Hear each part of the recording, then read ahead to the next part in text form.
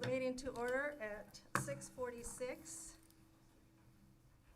under 1.0. Is there any need for an interpreter? Okay, are you set up? Okay. Thank you everyone for coming tonight. 2.0, call to order. 3.0, roll call.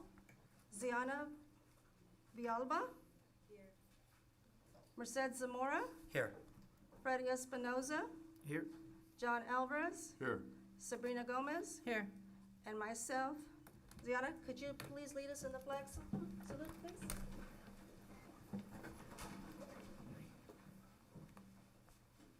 Ready, salute. I pledge allegiance to the flag of the United States of America and to the republic for which it stands, one nation, under God, indivisible, with liberty and justice for all. Thank you.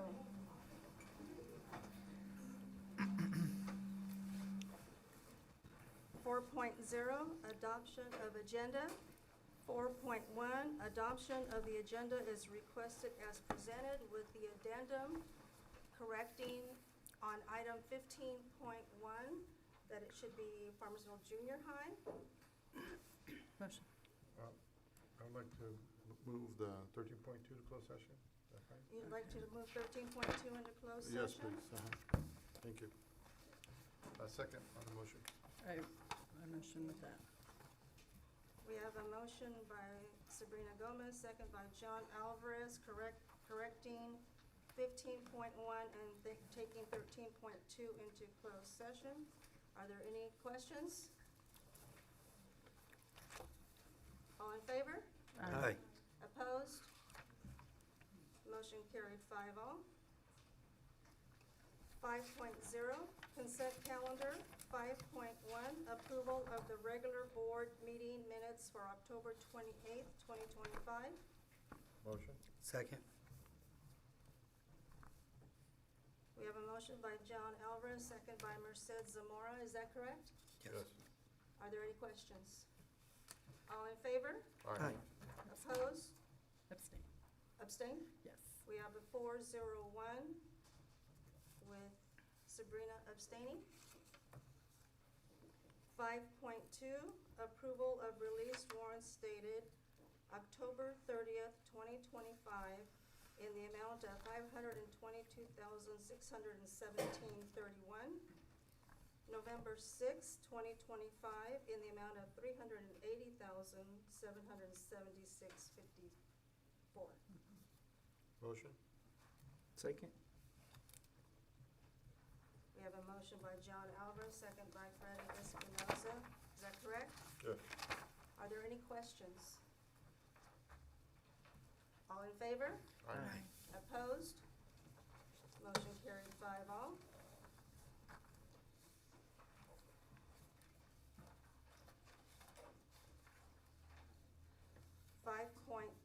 Approval to attend 76th Annual California School Nurse Organization Conference on February 12th through 15th, 2026 at Monterey, California. Motion. Second. We have a motion by Sabrina Gomez, second by Merced Zamora. Is that correct? Are there any questions? All in favor? Aye. Opposed? Motion carried 5-0. 6.0, awards presentation. 6.1, student board member report.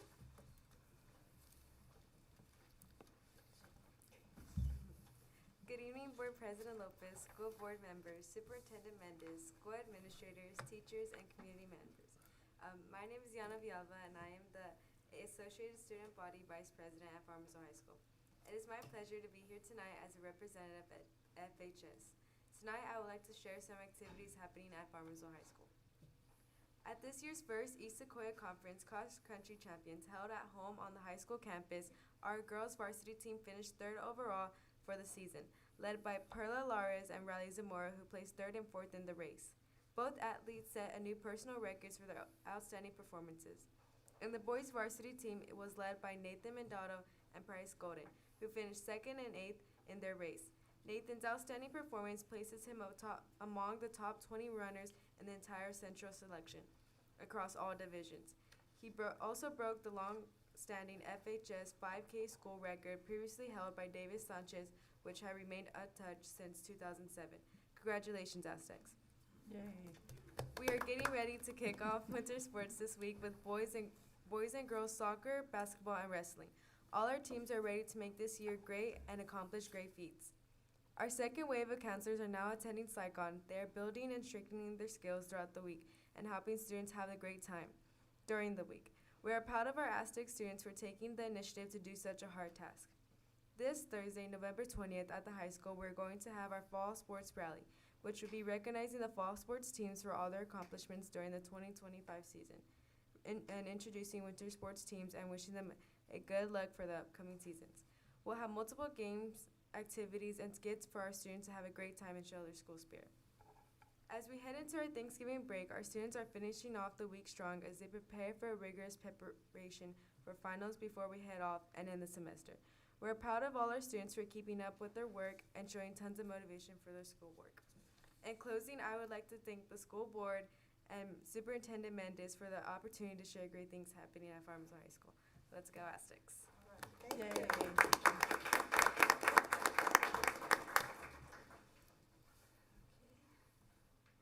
8.0, public comments.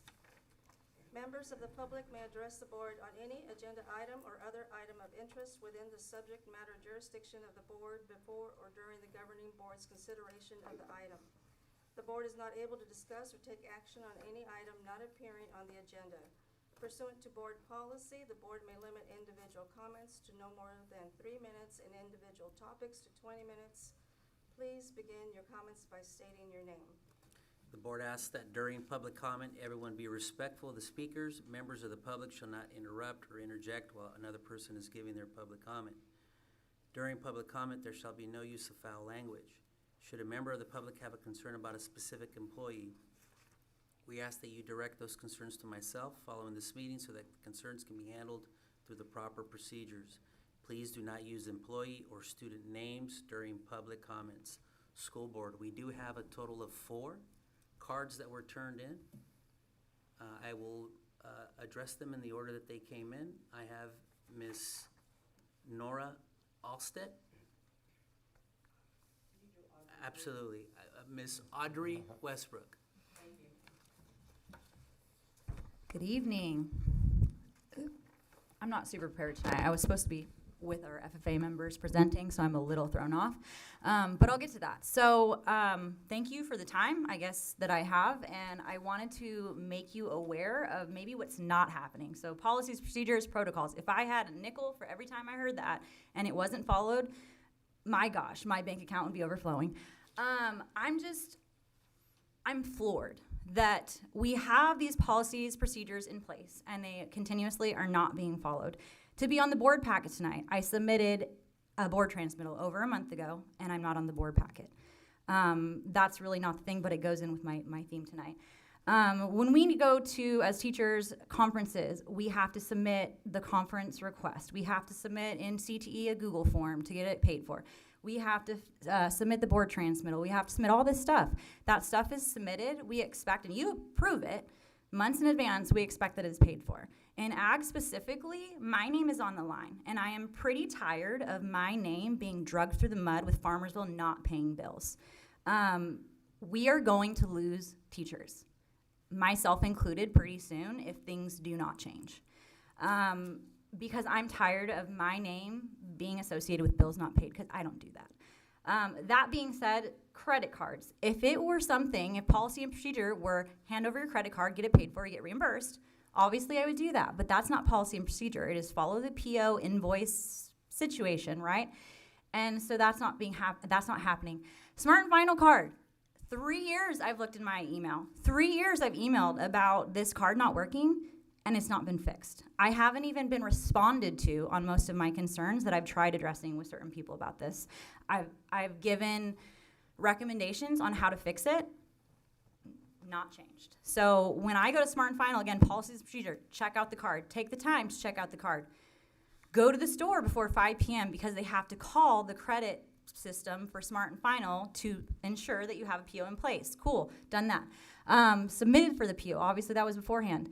Then when they call and they tell us, and we've sat in line and held up a line of people with stuff that our card cannot be used, that is beyond embarrassing. And that is unacceptable. If we care anything about our reputation as Farmersville School District, which I hope you do, that needs to stop. What else? You are gonna lose good teachers. You're gonna lose good teachers. Our time is more valuable serving our students. Please let me continue to serve my students and not waste my time so that I'm doing my job and what's best for them. Thank you.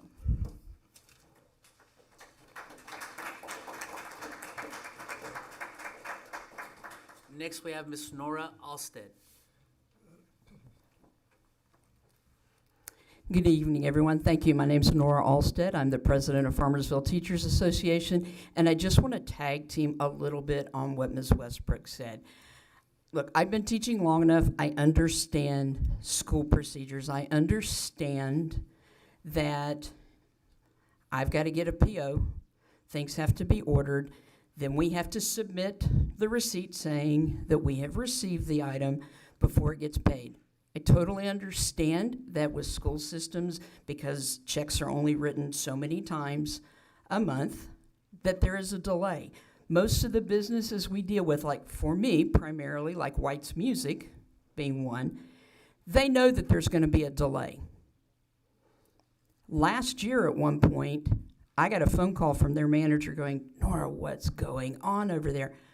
Mario, I promise we'll get it taken care of. Okay, that has now been fixed, but we still have these issues. You know, as Ms. Westbrook said, when you show up, it's embarrassing. Plus, we've just held up a lot of time in line paying, having stuff rung up.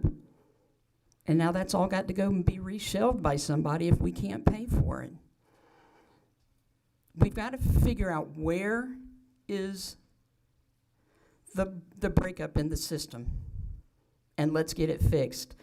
In January, you'll see a board transmittal at the next school board meeting for the music conference. When I worked with my principal and secretary at my site, I said, look, I'll pay for everything up front. Make me the vendor, district can reimburse me, because if it's a little slow, I'm okay with that. And I have the financial means to do that. Our new music teacher at one of our other schools doesn't have those financial means. So we've had to say, we need a PO to CASMIC to cover the conference. We need to take care of the hotel for this other person. I don't want to show up and have what I know has happened to some of our teachers to the hotel, and it's not paid for. And now you're standing there going, okay, who's going to cover this? Okay? Ms. Westbrook is right. These little breakdowns that happen again and again and again, at some point you go, boy, I love Farmersville. I love the students of Farmersville. I just can't do this anymore. So let's just find out where's the system breaking down, and let's get it fixed. Thank you.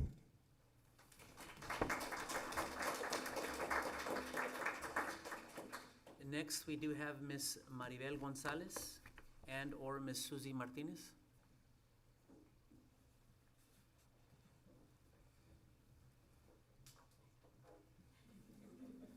Hi. Good evening, members of the board. My name is Maribel Gonzalez, your high school librarian or library technician. Speaking on behalf of the 5 library technicians at Farmersville Unified. Together we bring 98 years of service, decades of dedication and supporting our students, our staff, and our school library sites. School library today, especially high school libraries, are very different from what you might envision. Much of our work happens behind the scenes, requiring organization, planning, and processing. Of course, the complexity of our work requires much attention to detail when managing a school library. There are ongoing interruptions throughout the day, which we welcome, which we like to do. A couple of years ago, an extra duty was appointed to us. The extra duty consists of managing textbooks, instructional material, in my case, managing CT equipment and tools. This work is essential for student learning. Textbooks must be circulated, tracked, repaired, replaced, collected, and prepared for students at the start and end of every school year. This is meticulous work, and it consumes a big part of the school year on top of our regular duties. Yet, it is not included in our job description. This work that appears in 6 other district job descriptions, but not ours. We hold 120 units, and on top of these units, we require to additionally obtain a library technician certification, which more or less is like 29 units.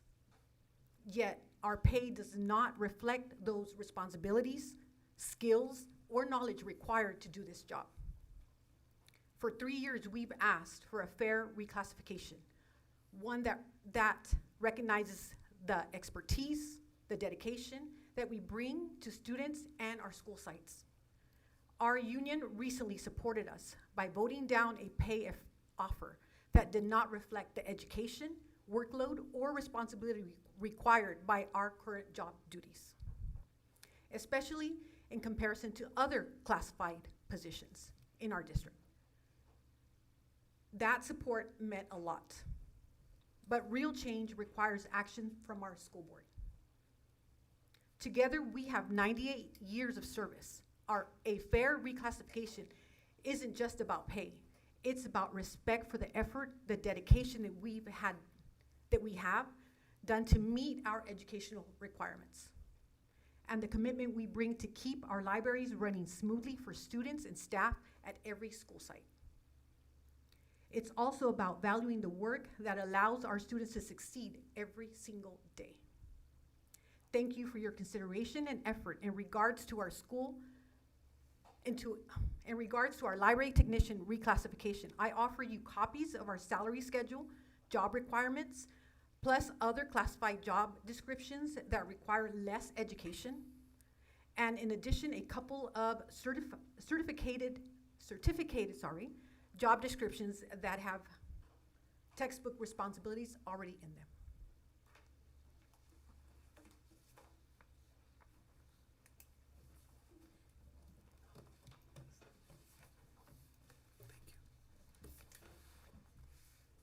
Thank you.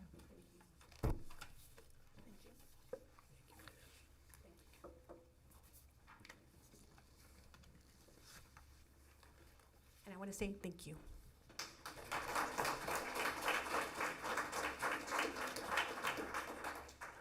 Next up, we have Mrs.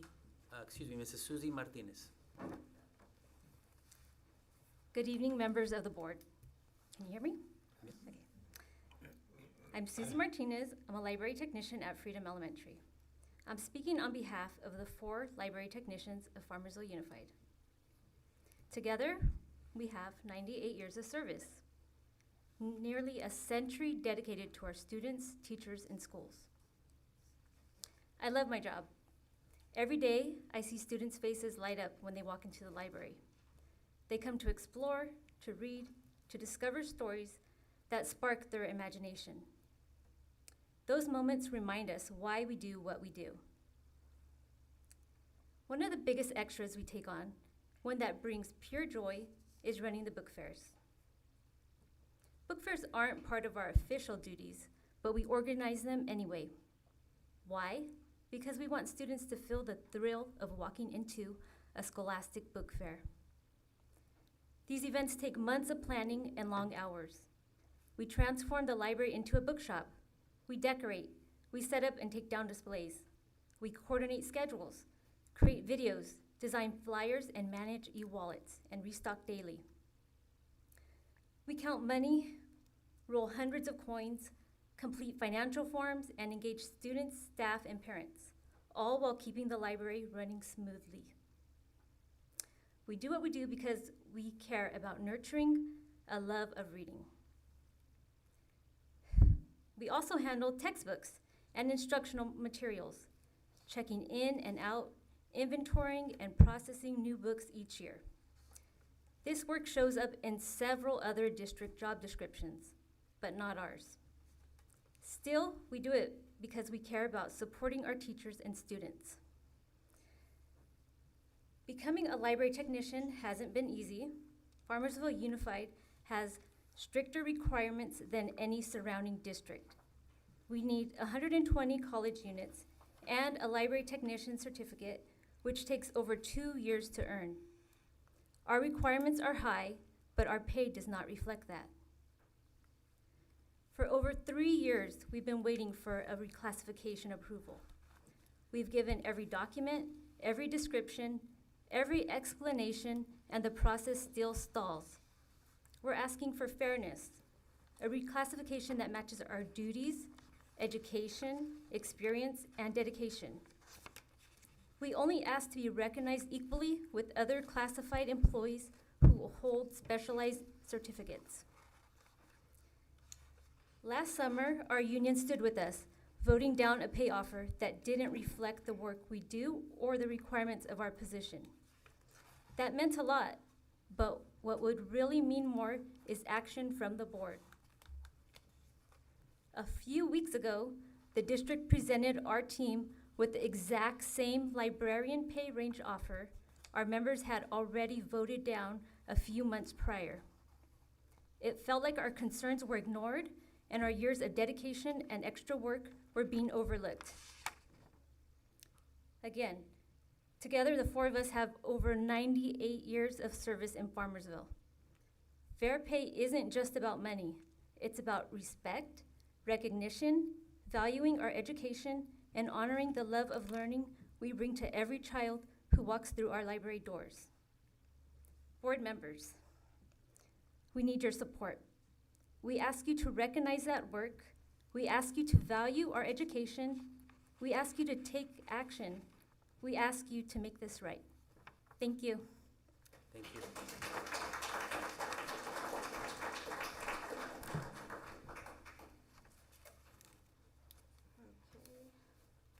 Okay. 8.1, superintendent comments.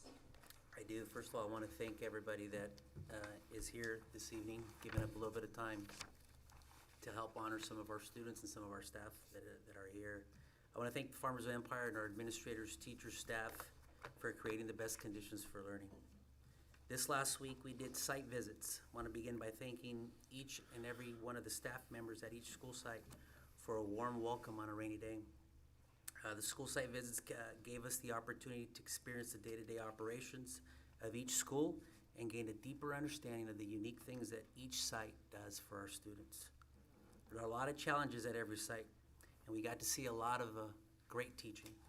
Site administrators were asked to submit their summaries of facility support lists. What a great opportunity during a rainy day for us to see some of the things that are necessary at each school site. The data gathered will be very helpful for us to guide and develop a plan to support our site maintenance and needs and overall facility upkeep. Our goal remains clear: to support each site promptly and ensure the best possible conditions for teaching and learning. Student services, I just want to say wow, again, last week, it truly takes a village to raise a child. Last week, our student and food services teams, along with our social workers, counselors, student body and ASB teams got together and did a fantastic job at multiple sites to ensure that students and families were supported with meals. This effort required extensive planning and coordination between the food services and student services to guarantee that the students that were in need of food and families that were in need of food had something to take home with them. So your teamwork and compassion makes a real difference. We want to say thank you very much. Great things continue to happen in Farmersville, and together we can Farmersville up. Okay, thank you. Going to 10.0, K-8 issues. 10.1, student recognition, FFA officers and FFA team.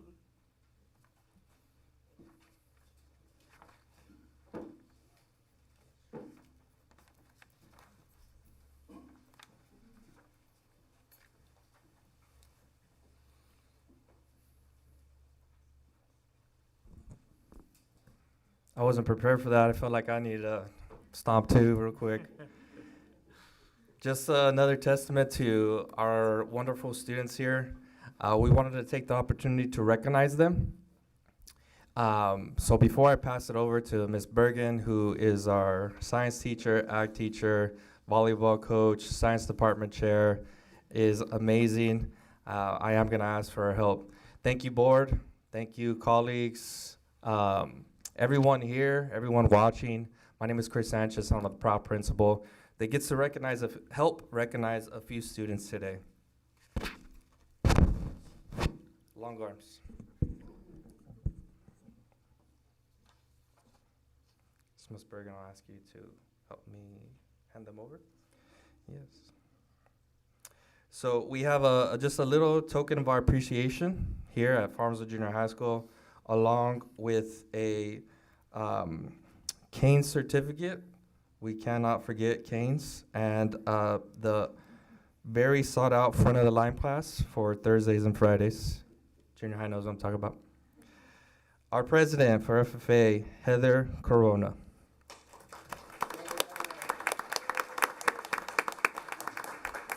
Our vice president, Angie Escalera.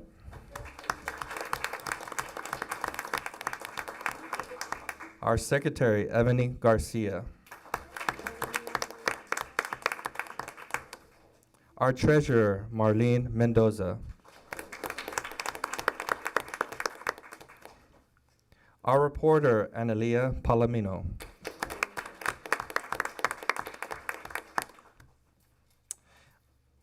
And our centennial, Vanessa Sanchez.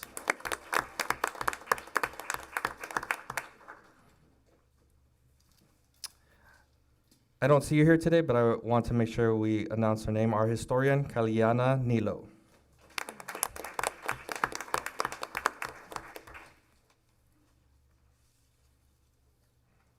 Allison Bergen. We did submit a slideshow with pictures. I don't know if we have that prepared or ready at all. No. Okay, well, you guys can just use your imagination for all the cool things that we've done. So good afternoon, board members and guests. I don't know if I'm tall enough for this. My name is Miss Bergen. My teaching partner, Mrs. Sanders, and I are the ag science teachers at Farmersville Junior High. I am pleased to stand before you today to introduce a few of our newly elected, well, slightly newly elected at this point, chapter officers.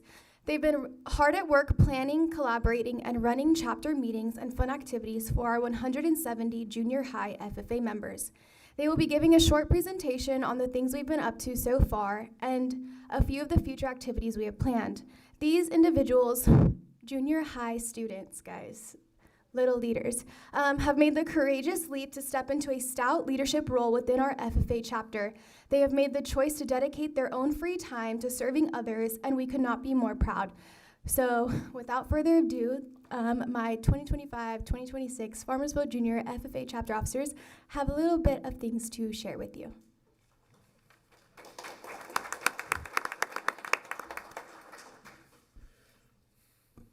On August 29th, we held our Back to School chapter meeting where 94 students attended and received information on ways to be involved within the Farmersville Junior FFA chapter this school year.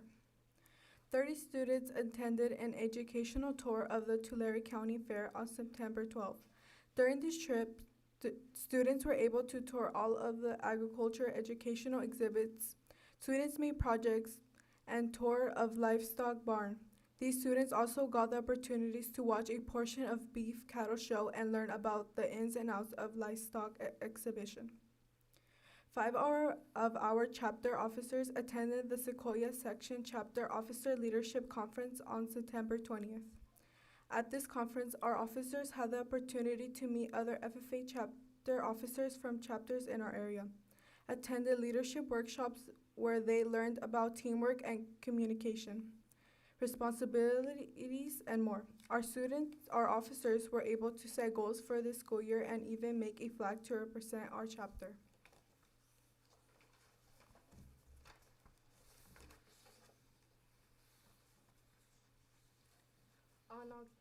On October 2nd, our second chapter meeting of the year was held.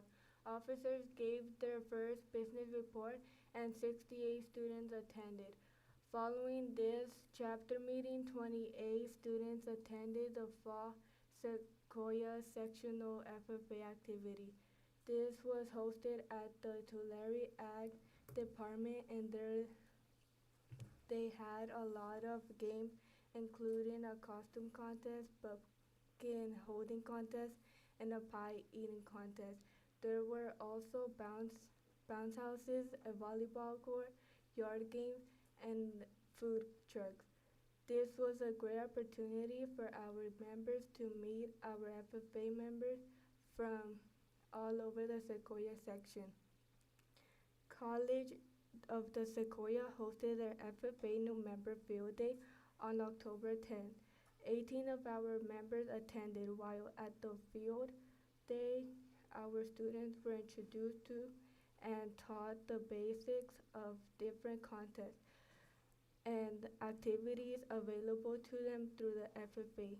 They were introduced to kind judging, horse judging, livestock judging, dairy cattle judging, mechanics, tool ID, nursery plant ID, ag pest ID, and more. It was a great way for students to get an idea of things that interest them and that they like to be part of during their time in the FFA.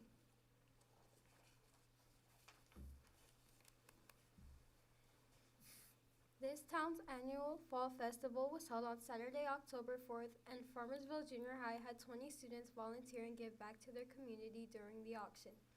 These students helped out by walking items in front of the stage, delivering the auction items to the people who won the bid, and collecting the money for the item purchased.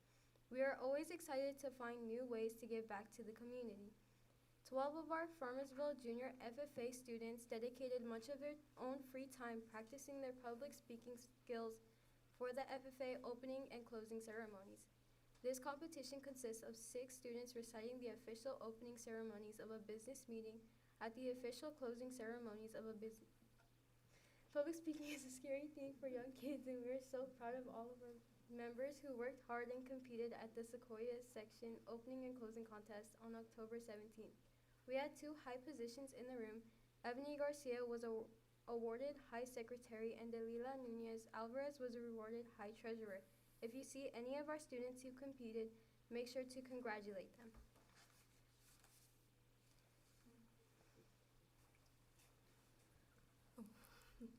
On October 30th, our chapter officers host the October chapter meeting.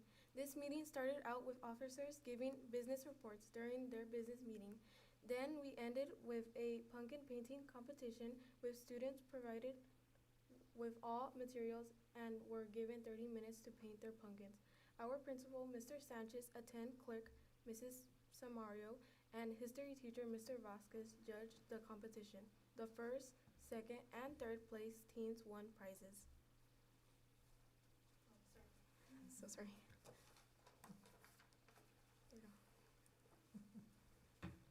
We also have a few new exciting things coming up.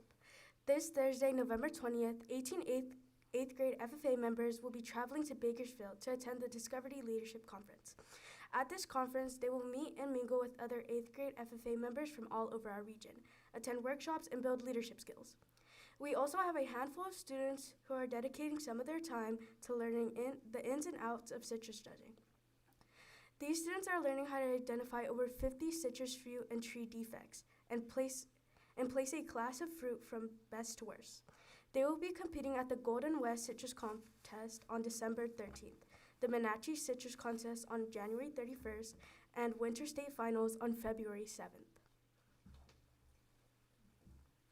Not only do we have students practicing to compete in a career development event such as citrus judging, but we also have students preparing to compete in a leadership development event called the Creed Speaking Contest. This is a public speaking competition where students will recite the FFA Creed and answer questions on the history of it and how it relates to the agriculture industry today.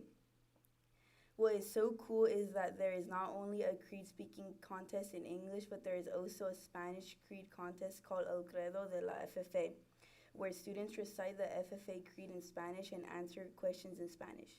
We have a few students choosing to participate in the Spanish contest, and we could have not been more excited. We have such an eventful school year so far and are looking forward to planning more fun activities for our members in the coming spring semester. At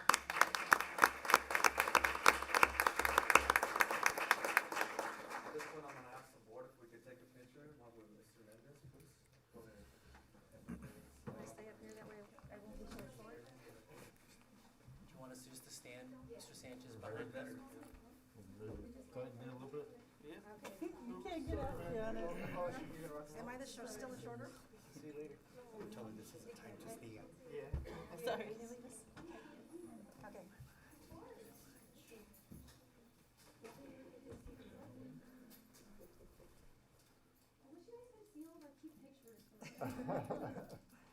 Mr. Sanchez, maybe someone can take a picture so you can be in it? Yeah. Just be sure to add this one, and then, just kidding. Get on the other side. Thank Thank you. you, ladies. Thank you.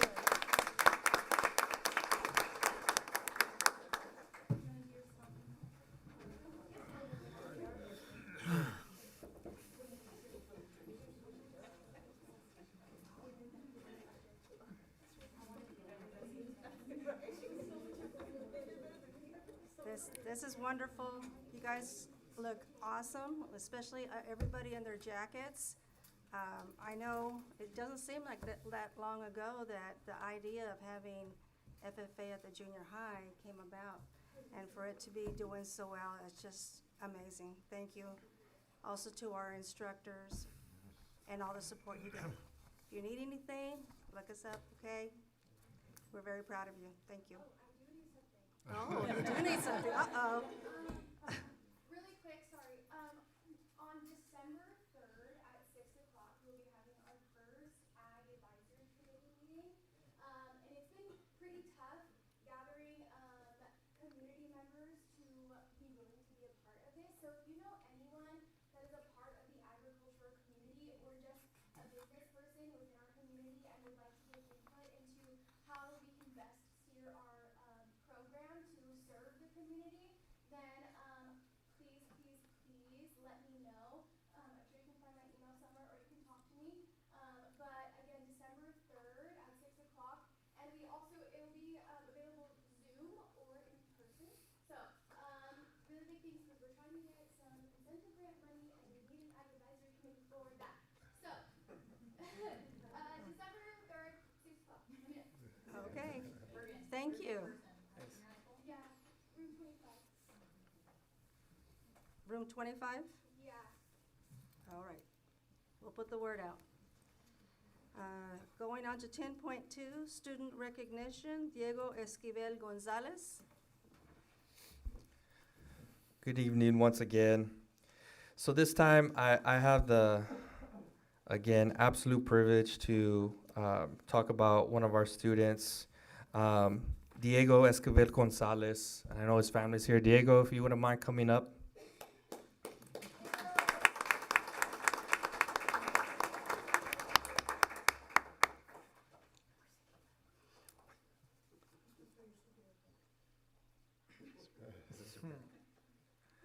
So we wanted to take time to recognize Diego because he received Tulare County Office of Education Character Counts Pillar of Respect.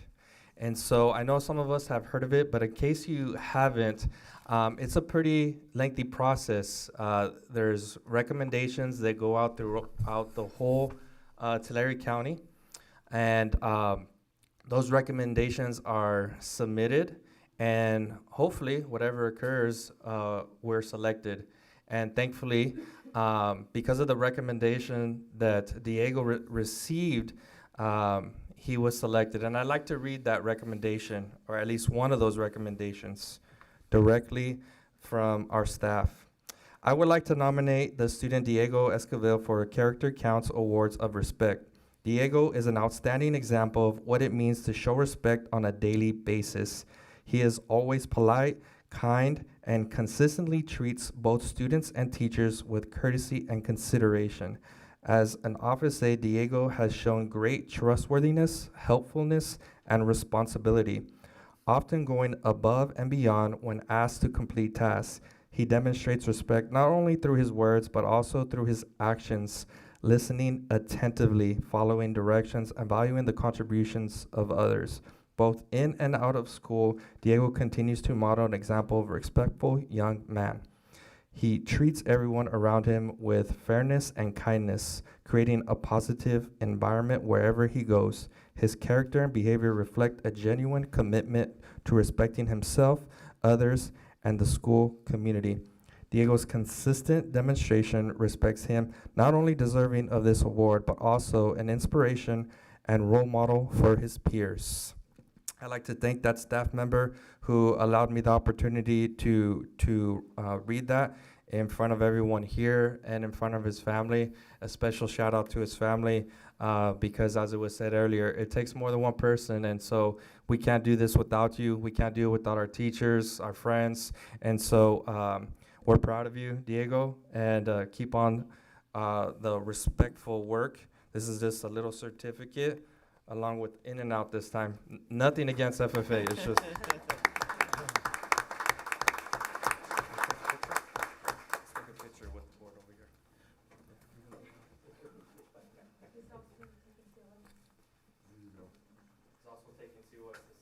Wow. Awesome.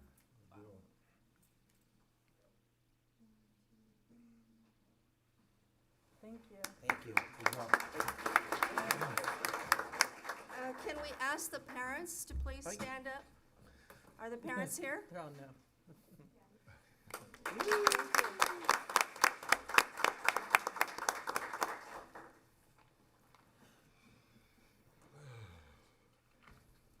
That is wonderful. Okay, we're gonna go on to 10.3. If there's anybody that has to leave, you may leave, we won't feel hurt, but you're welcome to stay. 10.3, approval of donation from Litos Tacos to Farmersville Junior High School, ASB, during their time at Trunk or Treat on October 17th, 2025. Motion. Second. We have a motion by Merced Zamora, second by Freddie Espinoza. Are there any questions? All in favor? Aye. Opposed? Motion carried 5-all. 10.4, approval of donation from Cali Churros to Farmersville Junior High School, ASB, during their time at Trunk or Treat on October 17th, 2025. Motion. Second. We have a motion by Freddie Espinoza, second by Merced Zamora. Are there any questions? All in favor? Aye. Opposed? Motion carried 5-all. 10.5, approval of donation from UB's Pizza to Farmersville Junior High School, ASB, during their time at Parent Luncheon on October 24th, 2025. Motion. Second. We have a motion by Merced Zamora, second by Freddie Espinoza. Are there any questions? All in favor? Aye. Opposed? Motion carried 5-all. 10.6, approval of donation from Teaspoon Drinks to Farmersville Junior High School, ASB, during their time at Trunk or Treat and Parent Luncheon on October 24th, 2025. Motion. Second. We have a motion by Sabrina Gomez, second by John Alvarez. Are there any questions? All in favor? Aye. Opposed? Motion carried 5-all. 10.7, approval of donation from Cali Agua Frescas to Farmersville Junior High School, ASB, during their time at Trunk or Treat on October 17th, 2025. Motion. We have a motion by John Alvarez, second by Merced Zamora. Correct. Are there any questions? All in favor? Aye. Opposed? Motion carried 5-all. 10.8, approval of third grade Seas Candies Winter Fundraiser for Monterey Bay Aquarium Field Trip. Motion? Second. We have a motion by Freddie Espinoza, second by Merced Zamora. Are there any questions? Other than sign me up? All in favor? Aye. Opposed? Motion carried 5-all. 10.9, approval of Tulare County Office of Education Step Up Challenge event / field trip dates for November 19th, 2025, Youth Summit Leadership Training at McDermott, Lindsay, California. March 26, 2026, Step Up Project Presentation at TCO Mooney Campus, Visalia, California. April 24th, 2026, Red Carpet Awards Ceremony at TCO Mooney Campus, Visalia, California. Motion. Second. Sabrina? We have a Second, motion by Sabrina. Freddie Espinoza. Motion by John and I didn't see second by any, Sabrina. any lips, so I couldn't stay. And second by Sabrina. Yeah, Are there any questions? I just have a comment. I just want to say thank you for allowing our students to be a part of this. That's all. A lot of work that goes into that. Yeah. A lot of work. Amazing job representing. I believe they created a Farmersville Day, special day last project, Dr. Malley?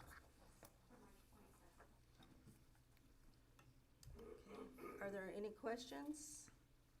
All in favor? Aye. Opposed? Motion carried 5-all.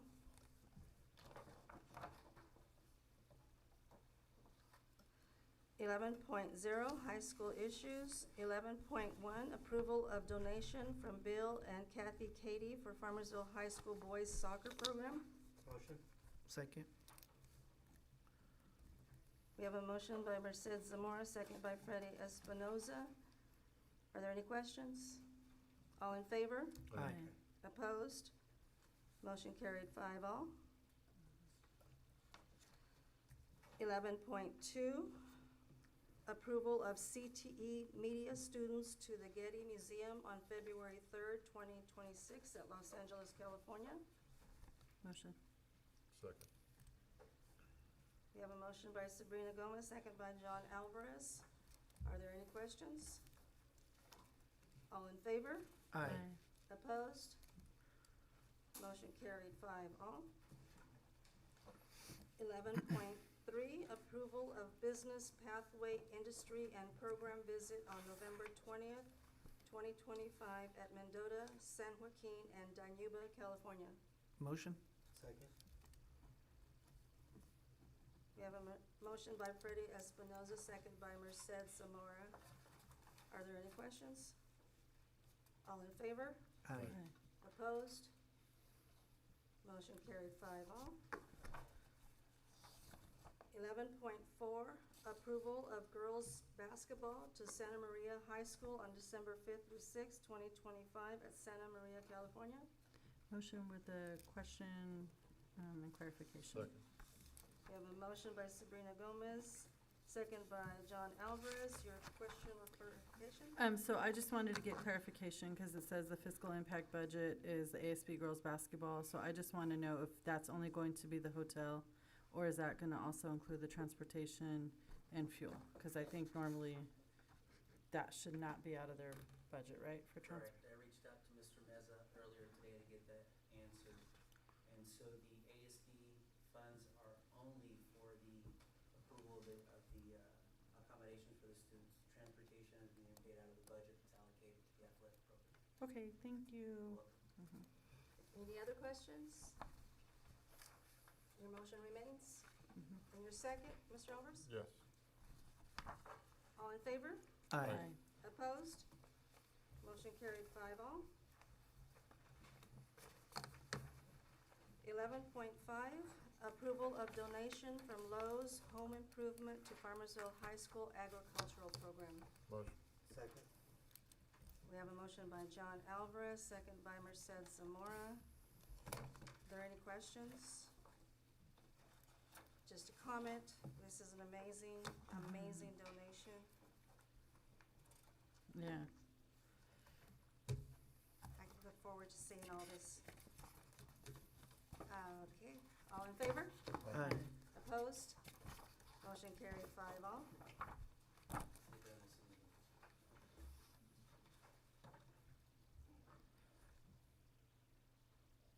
12.0 curriculum, 12.1 approval of 2025-2026 Tulare Kings College and Career Collaborative, TKCCC, intent to participate. Motion. Second. Motion by John Alvarez, second by Merced Zamora, is that correct? Yes.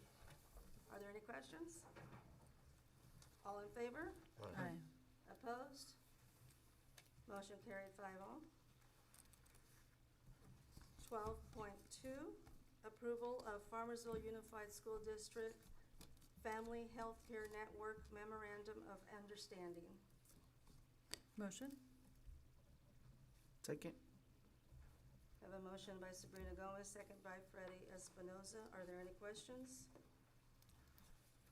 All in favor? Aye. Opposed? Motion carried 5-all. Are we okay, Rosemary?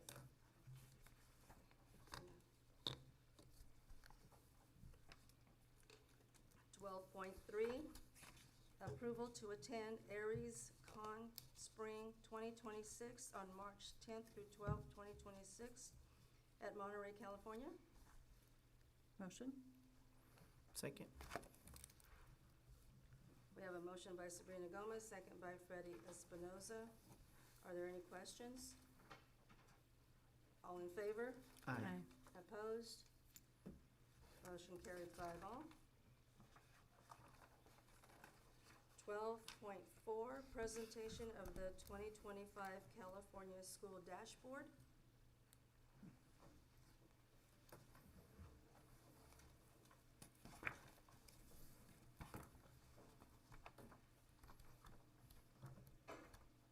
Mr. Grace, do I need to connect it from here?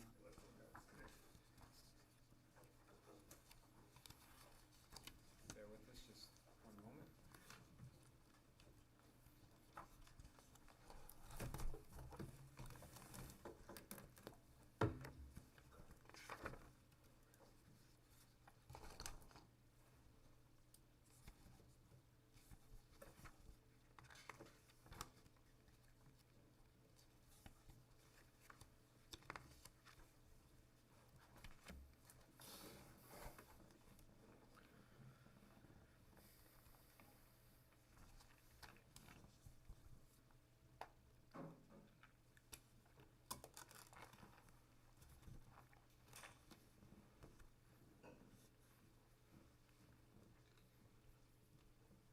It's warming up.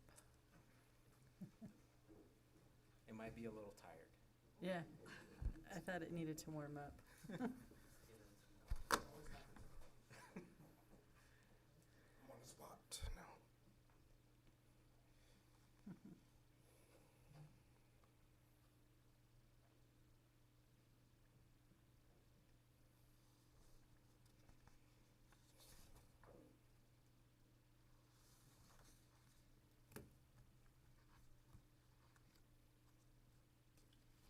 It's reading there, you haven't paid the bill. Just kidding. Just kidding. Your timing is.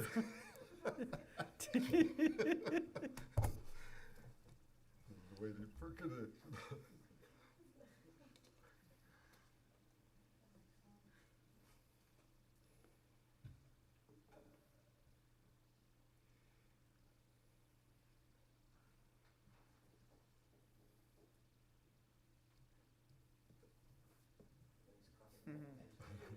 Yeah, just hold Windows and P. Because we haven't got to the 12.8. Control Alt Delete. Which one, 12? 12.8. You're gonna have to do this, the pointer thing. Yeah, I'll just hold it here. We should go to 12.8 first and then.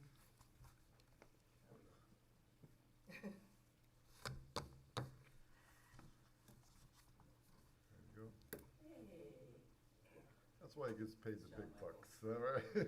That's it. Thank you, Mr. Grace. All right. And good evening.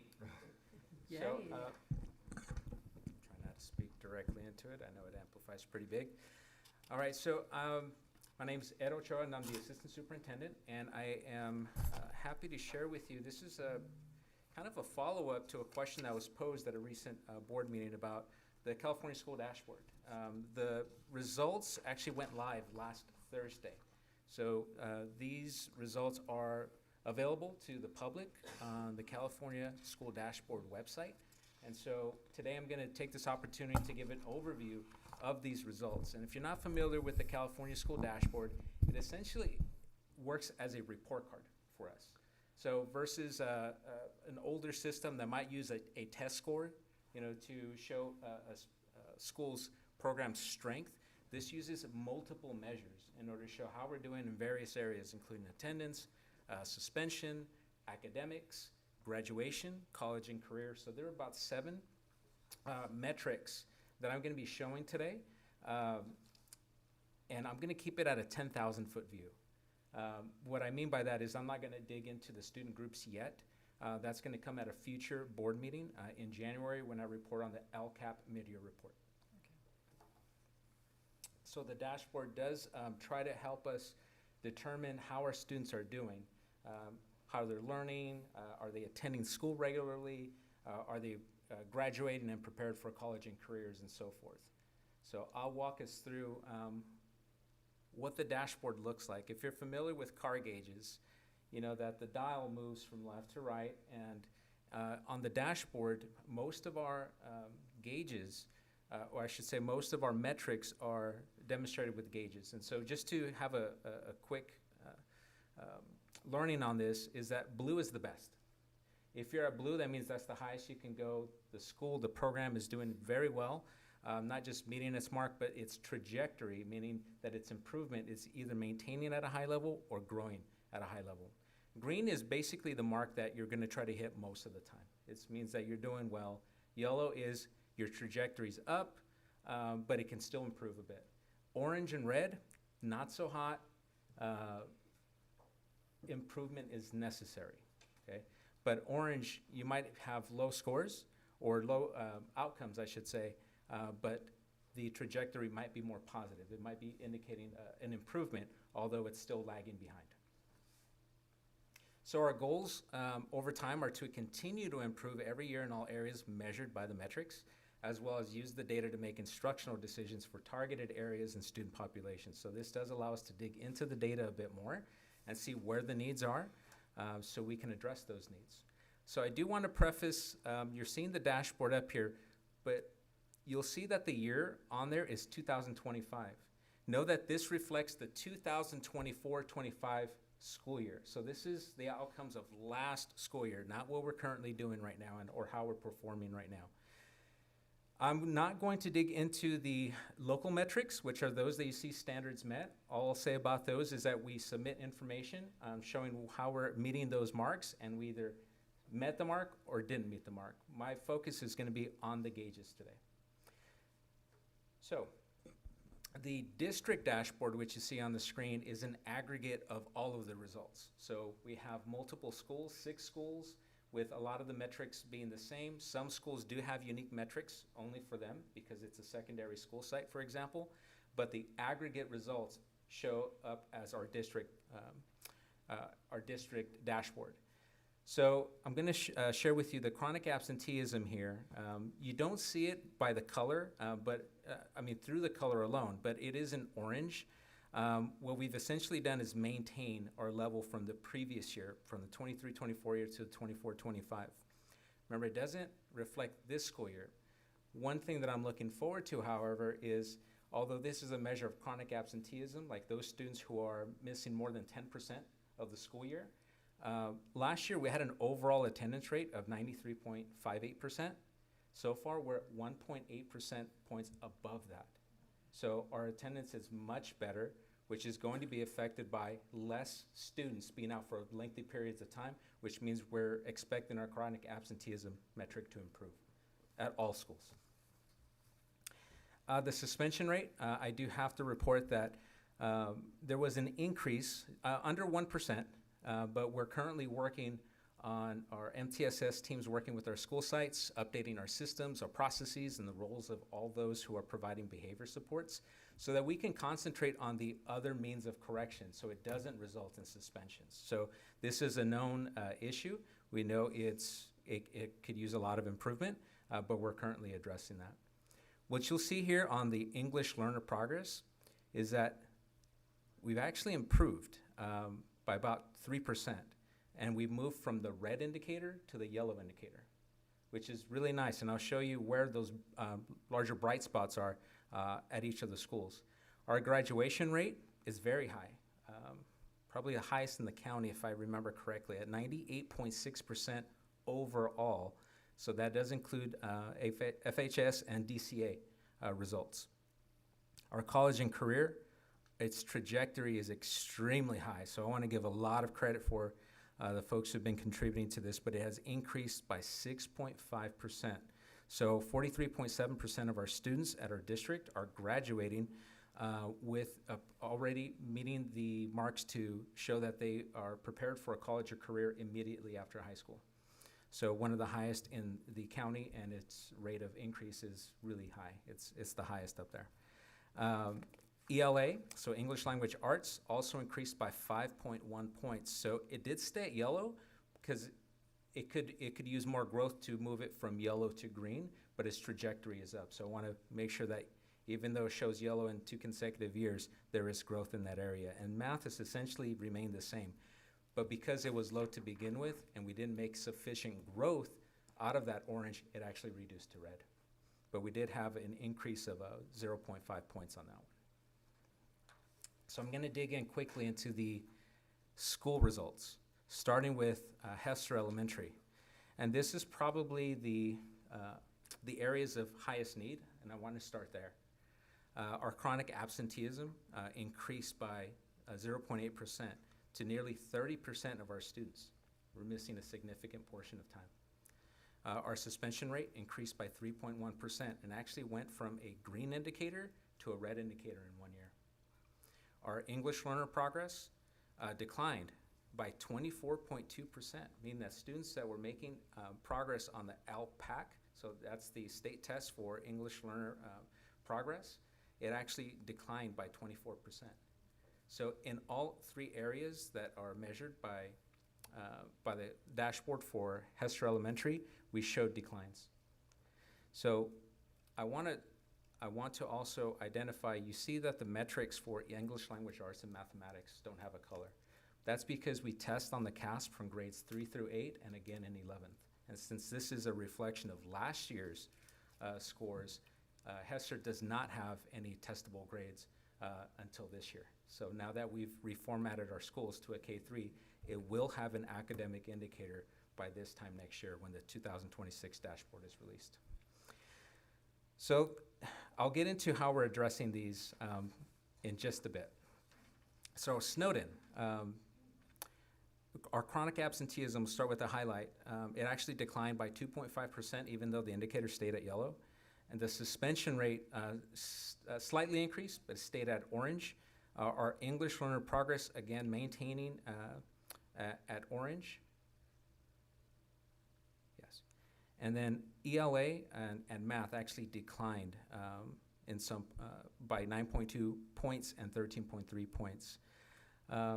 We're seeing some growth so far this year with students' reading levels. In English language, which will impact English Language Arts. So that is good growth.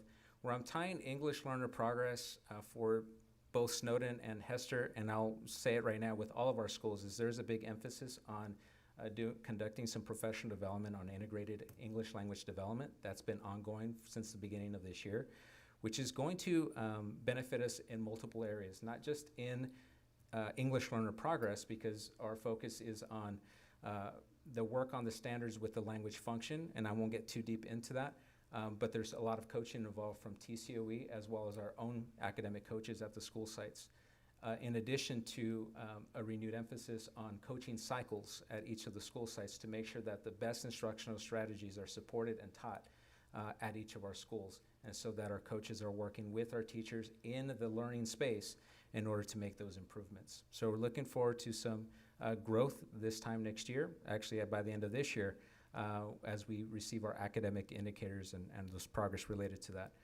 back. For Freedom Elementary, our chronic absenteeism moved from yellow to orange. Again, this is a reflection of last year. We know that our attendance is much improved so far this year, so that's something that's already being addressed.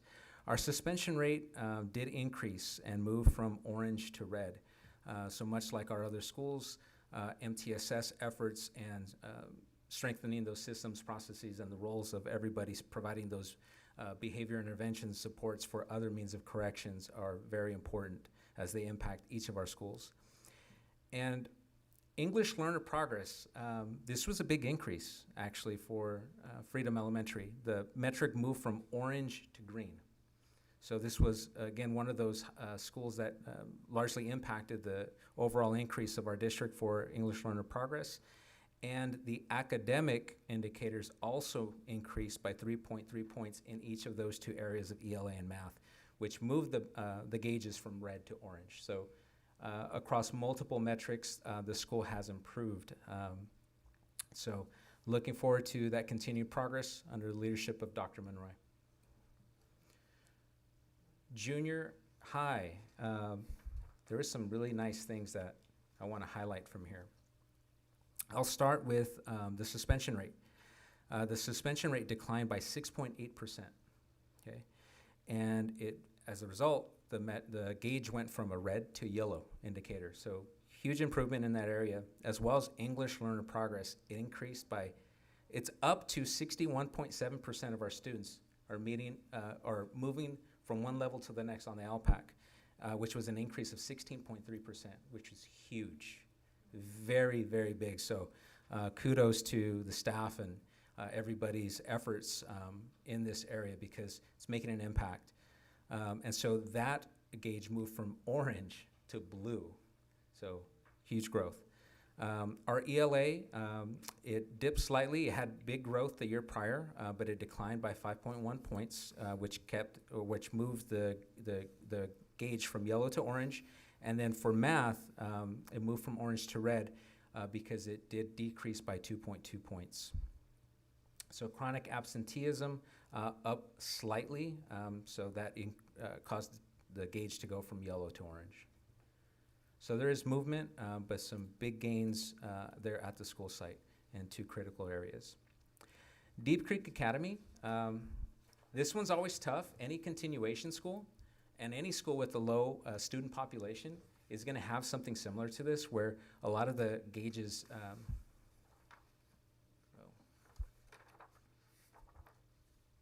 There, that's better. Somebody throw something at me next time. I was like, Deep Creek looked a little different. Yes, it does. It was a combo of schools. So Deep Creek Academy only had one gauge that populated, but the smaller the school size, because student privacy is very important, when you have too few students, then it's easy to identify how individual students performed, which is why if you don't have sufficient number of students, the metric goes dark. Okay? We still have results, which I'll share with you today, but just know that suspension indicator was the only one that showed, so it remained high at a 21.3%. But with the school having about approximately 30 students in the vicinity in that area, just a few students being suspended will cause that suspension rate to be high. The graduation rate was at 91.2%, even though it's not reflected on here. And a big change that happened from 2 years ago to last year at the school was that the continuation program now provided direct instruction versus all APEX, the online learning. And so as a result, the ELA outcomes increased by 11.5 points. So it doesn't show it here because we have too few students, but that's kudos to the efforts there at the school and the staff in providing that direct instruction. Math didn't go up as high, but it did increase by 0.8 points. So there was movement on both. And so this brings us to our final school. And I'm going to walk you through this because, again, a lot of high points here. I'll start with something you probably noticed right off the bat. For some reason, chronic absenteeism didn't show up for high school or DCA. So there is a question to the CDE as to why those two metrics don't show for the secondary sites. But that's something I can't answer right now. There's just no data on it for us to look at. The suspension rate stayed largely flat, so it stayed at orange. English learner progress actually declined. So it stayed at red. It declined by almost 9%. The graduation rate was at 100%. All students in that 12th grade graduated. College and career, I mentioned earlier how it increased by 7.1%, so which was already high, but it maintained the gauge at green. ELA, this is something I was sharing about points going up and that increase happening. Many of our metrics for academics are low, means that they're below the standard of grade level. I'm happy to report that ELA at the high school is now points above the standard on average. So it's 13.1 points above the standard, so it moved from yellow to green. And so that's huge because that's the trajectory we want. So we want to meet the standard, surpass the standard in all areas, and this is one that is definitely making those gains. And math also increased by 8.8 points. So it still shows an orange, but provided that trajectory remains high and that growth continue from year to year, we should see big jumps on the gauges, much like we saw in other areas. So to summarize here, and I've mentioned some of these steps, a lot of these are really known. We know where the needs are. And so we want to continue to improve instruction in ELA, math, and for our English learners through the instructional coaching, collaboration, through our professional learning communities, as well as through our partners at TCOE. But that ongoing effort for instructional coaching, for that in-house professional development support to be there on a daily basis, that's something that we're putting systems in place to ensure that it continues. From the suspension front, the behavior front, we're tightening those systems of support for behavior, and we're creating targeted interventions for chronically absent students. We've already seen the payoff so far from the beginning of this year to now, how the attendance rate has risen, so we know it's working. And then we're also now in the process, and there's a team that's going tomorrow to TCO East to continue the process of selecting a new math curriculum. So because math is relatively low in our performance, we know that this is an area that not just through a selection of math curriculum, but with the professional development, the instructional strategies, and the focus on that, selecting a new math curriculum will allow us that springboard to improve in math. The math curriculum selection would take place later this spring, with the curriculum actually being utilized next fall. So a lot of work taking place to respond to a lot of the needs that we see here. But so there are no surprises. We know what they are, and now it's about doing the hard work. So any questions? Let's start, Merced? Yeah, so the tests are conducted with the ELA or the math. Is that something that's generated in the district or something that's provided from the state? So the academic indicators here are all through the CASP testing. So that's the spring test for students in grades 3 through 8th and again in 11th. So it is a objective test that all students in the state of California take. I just want to compare the results with the fact that they're doing bad in math, but yet we have really high graduation rates. That's a question that we've asked and are addressing as well. Freddie? Just want to say great job to the principals and to your guys' school. You know, you guys are doing a great job.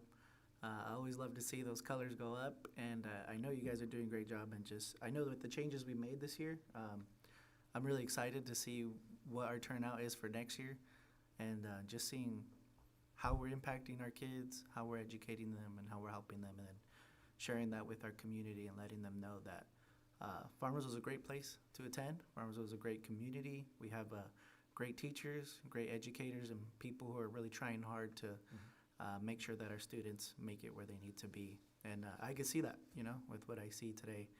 And so I just want to say thank you and keep up the great work.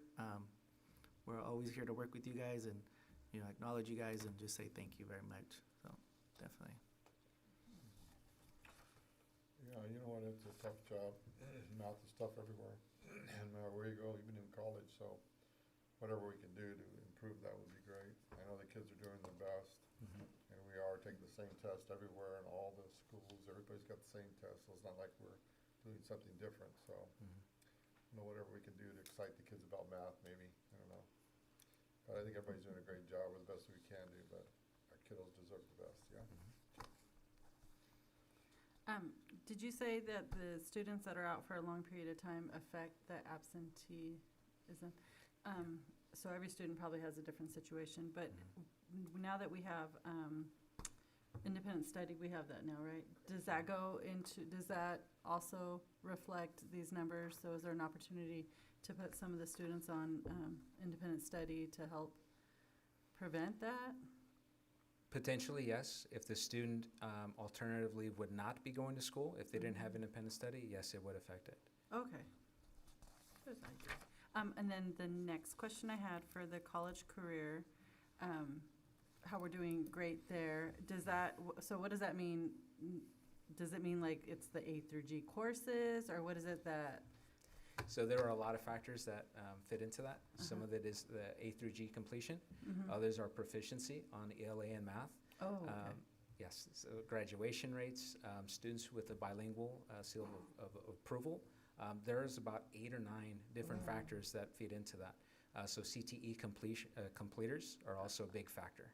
Okay, cool. Okay, I was just wondering of the different things that build that. Yep. Okay, that's all. Yes, everything that is now in place should make a big difference. I see more collaboration between all the schools, so I'm pretty sure that helps a lot. I do want to make sure that we're not going for graduation just for graduation. We want to make sure that our students are prepared.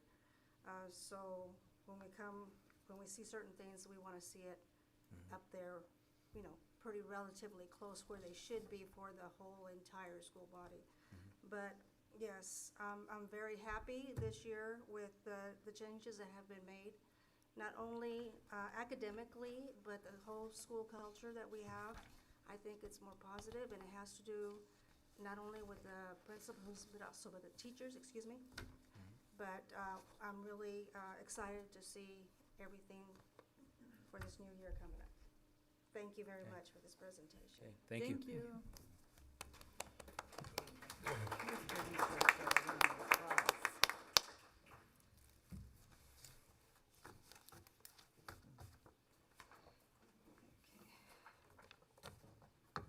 Moving on to 12.5, approval of school counseling intern placement, National University. Motion. Second. We have a motion by John Alvarez, second by Merced Zamora. Are there any questions? All in favor? Aye. Opposed? Motion carried 5-0. 12.6, SPED Alternative Pathway to Diploma Presentation. School board is welcome, Mrs. Radio, to see us and CBC meeting. Oh, all right. You're welcome.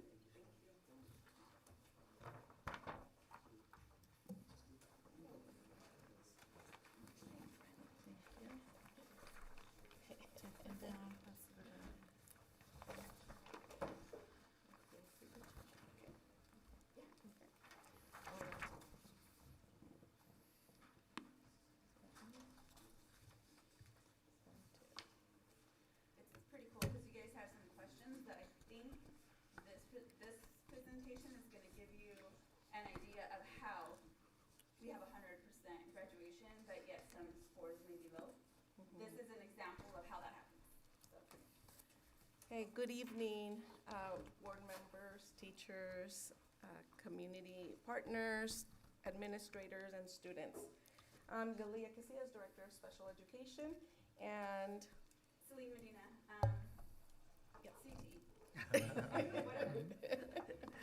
and today we are presenting the implementation of the Special Education Alternate Pathway to a Diploma.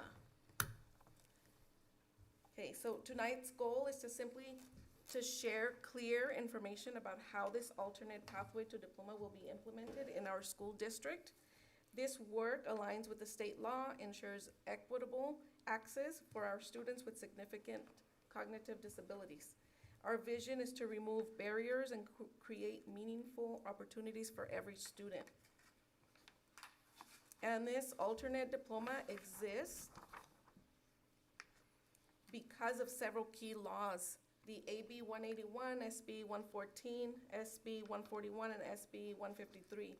So what does this mean? That these laws define who qualifies, how the pathway must align to state requirements, and what districts must do to remain compliant. Students who take the California Alternate Assessment, or what we call the CAW in special education, are now eligible to earn a regular high school diploma by meeting the statewide requirements. And that's why I partnered up with Celine. So the state of California has some of these assembly bills already established for like foster youth, homeless, if they transition, this situational, if like a student comes from outside the country. So most districts already have this established. So what this is doing, or what this is saying is there's so students in Farmersville Unified need to complete a certain amount of credits. An elective, for example, is a very common one, right? If the elective credit varies from district to district. I can go to that What slide. this does is it's saying, and then there's the California. So there's requirements that California says if students meet these minimum requirements, they can get a high school diploma. Districts, you could require more, which all districts do require more. If we are going to present a student to be eligible for the state minimum requirement, they're usually foster, homeless, now special ed. Okay, so and you see the difference. We did a little graph there just to show like the state requirement for English is 30 credits. Farmersville Unified says you need 40 in order to get a high school diploma. So it takes away 1 year. So, and this is the state of California trying to give them like a even playing field. They are cognitively very lower. Also to note that it doesn't, like for mathematics, how is our graduation rate so high, but our math scores are low?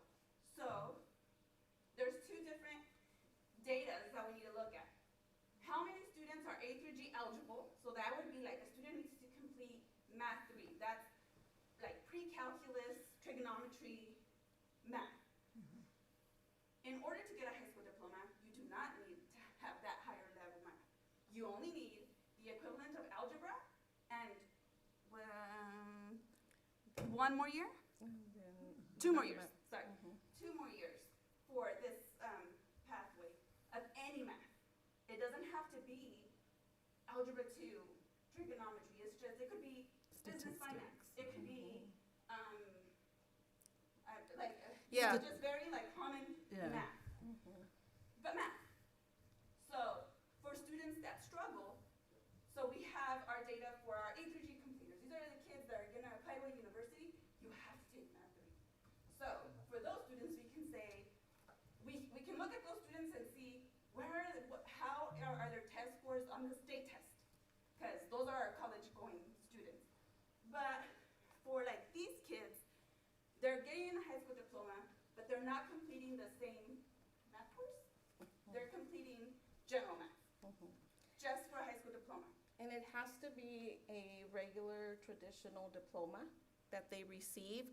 And I'm going to give you an example that I've shared with some people is, for example, if our students that are very low cognitively and they apply at Walmart to be a greeter, and they can definitely do that. Or like my sister who's disabled, she was assembling boxes at Payless when it was open. So they can do little things here and there, excuse me, but they don't have a diploma, so they can't apply. And now they have to have a diploma. And that's what we want to see. This is the vision that the state has required now for us to prepare an alternate pathway for students with cognitive disabilities. Okay? And that's what we're trying here to accomplish, is that identical diploma compared to other students that receive that diploma. This can be a pass or fail. The state does not require them to have a GPA. It's just a pass or fail grade, and that's it. And then they'll be able to cross the stage, okay? And why does it matter? Because it promotes equity and inclusion, especially in our community. We want to see more of our students in the community. And they are capable of doing, you know, assembling boxes or greeting at Walmart or passing out or stocking or doing things. It's just we have not given them that opportunity to do that. Okay? So we are seeing now that over 270 colleges and universities are doing this. They're accepting students with intellectual disabilities, which we call ID, and 8,000 students with ID attend college nationally. Okay, so 60% of the graduates with ID secure paid employment within 1 year, and then the pathway aligns with the K through 12 preparation. Okay? So what does this mean? Do you want to do this part here? So the eligibility. The eligibility, okay. So for a special ed student, so foster kids have their own criteria that they have to meet in order to qualify. Special ed students also have to meet our criteria. The CAW is usually only given to students who are very low. They have to test at a certain level in order to not have to take the SBAC test. They could take the alternative test. So they would have to be low enough to take the CAW. That will not be determined by not one individual. It's a team decision. Usually the IEP, school psychologist, school counselor, case managers, principals, teachers. So it's a team decision. Some exceptions will just be the local graduate, the addition of the local graduation requirements, like the 90 credits of electives. They're exempt from that. The 1 year of English, they'll take away 1 year of math. Yeah, okay. I think that's it. So they'll be able to participate fully in graduation. All right, and we did this one already, so let me go to this one here. Do you guys have any questions about that? I have a question. This might be a Arturo question, but does this align with the adult school? Like, say our students graduated. Anybody in special ed. So Okay. the law requires anybody who is in special ed and low enough, the district should have an additional pathway for them to be able to get a diploma. If you look at our district historically, that's the population that we have struggled with. Just like a simple thing is we are now able to give them like personal finance or consumer math as options. Back like 9 years ago when I started, that was not an option given. So we've made changes to be able to help these students like every other district around us does. You know what I mean? So, just to add to that question, so any students who graduated or maybe didn't get a diploma could still return to our, say with our adult school program? I don't know if that's something we offer with the general ed. Yeah, and then that would be receiving it. a consideration, yes. That would Okay. definitely be a consideration, yes. Yes. Okay, so then they could attend our adult school with Yes. the new. The new law. Okay, gotcha, perfect. Yeah. So Nice. this does align with our mission. So we are preparing students to be productive members of society and innovative leaders of tomorrow. And it's perfect. It aligns just perfectly in there. So we are supporting the inclusion, dignity, and access to our students with low cognitive disabilities. And then the graduation rates will go up a little more, and then it ensures that we're compliant with the CBE. I do have a few questions. Yes. So it's basically anybody that has an IP or in special education, or is just gonna be up to the committee that basically They have selects to them? test low enough. We have to have an IQ of 65 or under, so if there is a requirement, and then even if they don't have a 65 IQ, this team can decide if they're going to take that alternative assessment. Second question, without giving exact numbers, if Yes. you could give me a ballpark range, because I think it'll be easier. How many do we have in the high school affecting this particular Right now, program? we don't.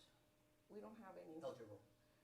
We don't. Mrs. Casillas, can you let us know how many students with active IEPs in our district? We have 257 right now. So potentially it can affect up to 257 students as they matriculate through. Well, we have about, can I say how many we have? I just didn't want the exact number Yeah. for their privacy, I just ballpark. I would say about 10% will be, of those 257, will benefit with this in the, from K all the way to 12. Which leads me to my third question Yes. on it. I believe in hard work, and I believe that you should struggle for what you get, for the grade. I just don't want this to turn out to be one of, you know what, we're not even gonna try with you. It's just easier if you just switch from here, take this, because I'm gonna get you to graduate, which is, graduation is great, but I don't think it's the goal. The goal is to make sure that we provide the best education for our kids so they can move on and be successful in life. And I understand that the graduation, that diploma, will help them, but that's not gonna be the ticket. The ticket is, you know, showing them how to fish, Yes. so they could get where they need to go. And I think that's where the CCI indicator, the other one, the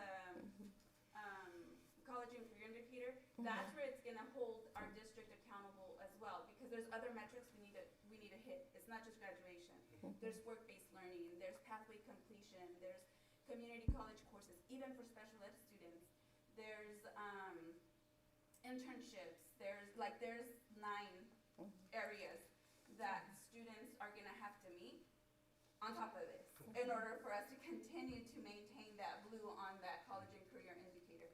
Like, we've already looked at the data came out, and like 2 hours later, we were like, where do we have to work on? English learners, you know what I mean? We created a tool, and we're like, we're gonna have to hit it hard to make sure that our English learners, at least for the CCI indicator, I'm not speaking for the rest, but for the CCI at the high school, that's like our goal. We looked at that and we created, we are holding ourselves in the counseling center accountable to meet with these students more often, increase communication with parents, and get on it with tutoring opportunities and be more actively in promoting those tutoring opportunities and communicating with coaches so that they can help us. Yes. And I want to answer your question. I think it really depends on the individualized education program. So everyone's going to be individualized and they have goals. If they don't meet their goals, then they're going to have to, reteach. And if they have social skills goals, they have to meet it. So they do have to meet and then complete the program. So those students will be based off differently compared to the other students. Yeah, and then I do have a video, and I think it will kind of, I was just gonna add, the 3 Senate bills, 114, 141, and 153 define and set a foundation, right? yes. And then with the Assembly Bill 181 that was amended, that also supports what this group, this SST IEP team, student success team is going to do to guarantee that we're offering the general ed opportunity, because our students with IEPs are general ed students first. Absolutely. They get every single opportunity and additional support. And so between the 3 Senate bills and the Assembly bill, it's gonna help us define all of those questions so far that have been asked. And I'm glad you mentioned that.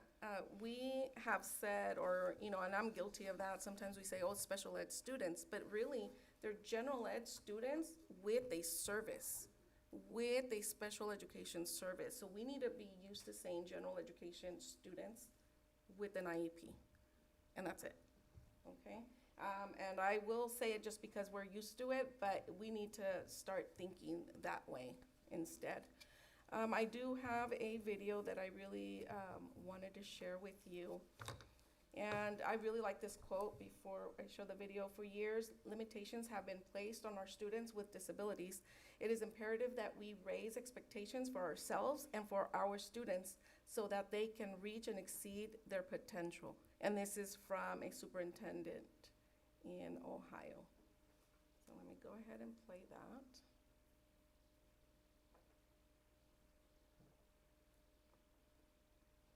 Oops, I hope it's not going to download. Oh, there we go.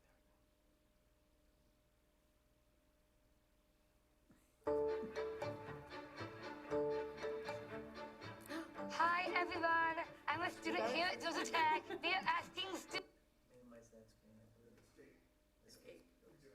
Oh. Now what?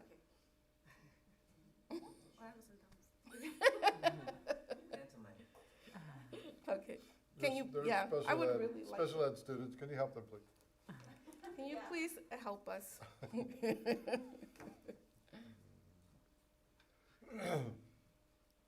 keeping them busy today. It's only 4 minutes, so please bear with us.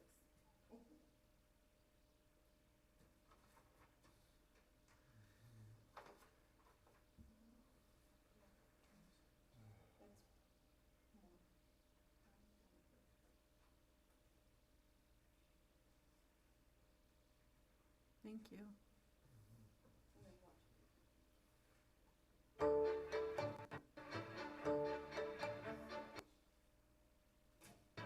Hi everyone, I'm a student here at Georgia Tech. We are asking students with intellectual disabilities around the country what's fun about going to college. Is a chance to not be around your parents. The best thing about being in college is the food. Being in a dorm, getting to meet new people. You have a bed, you have a sink, you have a desk, you have a TV, you have a refrigerator. You can also hang up posters anywhere. Great mocha latte, the best mocha latte I ever have. There are more than 420,000 school-age students with intellectual disability, but only 2% of them are likely to attend college after high school. I wanted to come to KU because of the classes and I wanted to take choir. And also I took American Sign Language. The classes I'm taking right now are Business Law 1, Intermediate Algebra, and English Composition 2. It's cool to meet new people. It's fun to chat with the guys and the managers and the coaches. I want to be more independent and to join the sorority as my mom did. I like to hang out with friends, watch sports, and I joined the Southernmost Coral Restoration Club. In high school, I have to be with a teacher all the time, so it was not like any independent there. I was excited to have like a college life. There are more than 300 inclusive post-secondary education programs around the country. Having students with disabilities in classes has compelled our faculty to reflect on their practice. So it actually makes us better teachers, makes us better professors, makes us better scholars and researchers. It's really got people to realize that we have to focus on universal access and doing things in universal design, everything that we do. The great thing about including students with intellectual disabilities at KU is actually it makes the entire university a better university. It teaches students to appreciate difference, and it creates a more caring environment because students support each other. This has united, I think, our campus faculty, staff, and students. They have the opportunity to network and get mentors and other social skills and career development that their peers have had for many years. Now they have. I want to go into real estate in the future. My goal is to be a teacher at a preschool. I would know about running a bed and breakfast. Political science is one of 3 career goals I have in mind. My credo is maybe work in the Kansas State Capitol. I would like to have my own food truck because I want to have pizza, have some burgers, maybe have some tacos, nachos. College has changed me because it's helped me grow up, like getting a job or living on your own. It's great and you have a lot of support when you get here. If I can do it, you can do it, you know? It's a time to be serious. It's a time to learn. I have the skills. I have the skills to live on my own one day. Think higher. Think college for students with intellectual disability. Think access, employment, equity, options, diversity, independence, confidence, friendship. College is possible for students with intellectual disability. Take the first step at Think Higher. Thank you, everyone. Please have higher expectations for these students. Can I just ask one question real quick? Okay, so, you're saying that we haven't had this in our district, is what we're saying? Yes, And I know that I attended, an awards, junior high in Visalia, and you did have some, general ed, students with an IEP that were getting principals awards and all that, and it's because they have this in place. Is that probably what's happening? Something like this? Not with us, but yes, probably there. They have already had it. We were a little late in implementing this, and that's why I wanted to make sure that we had it in the board approval in October. So because this would be across the board, so at Yes. recognitions, we would see more of our, Maybe not. Maybe? Just because it's not changing the curriculum or like the grade, like, No. it's not making it, so like, her and I will have the same assignment for, I'm the special ed student, we'll have the same assignment for English.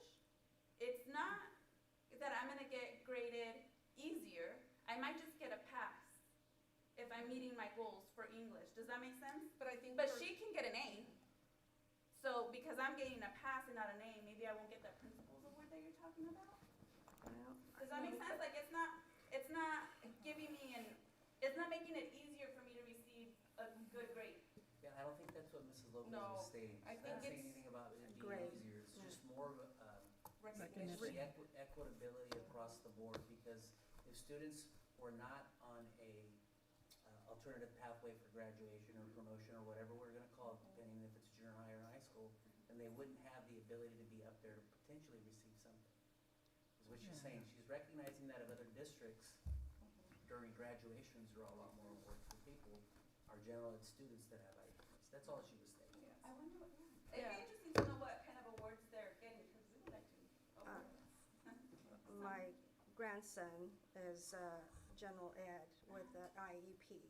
And he was receiving, I think it was like a principal's award, something up there, so I mean, I was surprised, but that's what I'm saying, I think, there's an opportunity for them also to receive, if they're working hard Yeah. to do what they are supposed to, and they are meeting all the goals, there should be a way for them to be recognized. Yeah, like I have a biological kid and an IEP for speech, but he's like reading at a 6th grade level in the 4th grade, you know? It's just. But there's an award for that. Yeah, yeah. You gotta create it and figure it out. Any other questions?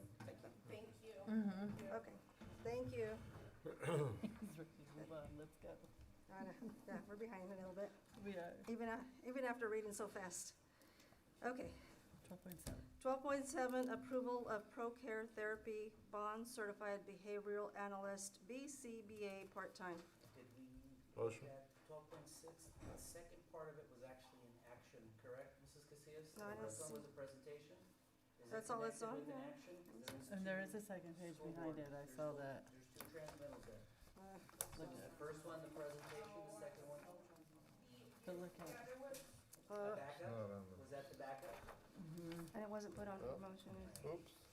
I just wanna make sure. What happened? The other one's to approve.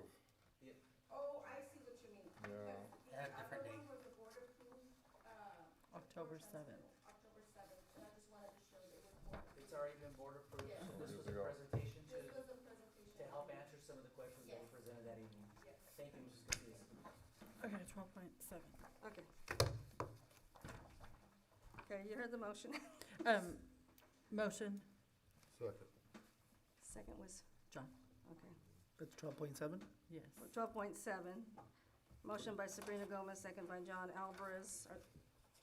And just to correct, Oh, that's okay, that's okay. it reads Board Certified Behavioral Analyst, correct? Mm-hmm. Okay, awesome. Any other questions? All in favor? Aye. Opposed? Motion carried 5-0. 12.8, approval of T-Mobile hotspot devices. Motion? Second, We have a motion by Merced Zamora, second by Freddie Espinoza. correct. Are there any questions? Nope. All in favor? Aye. Opposed? Motion carried 5-0. 13.0, personnel. 13.1, Approval of classified personnel, item 13.1.1 through item 13.1.6. Motion? Second. We have a motion by Freddie Espinoza, second by Merced Zamora. Are there any questions? All in favor? Aye. Opposed? Motion carried 5-0. 13.2 goes into closed session.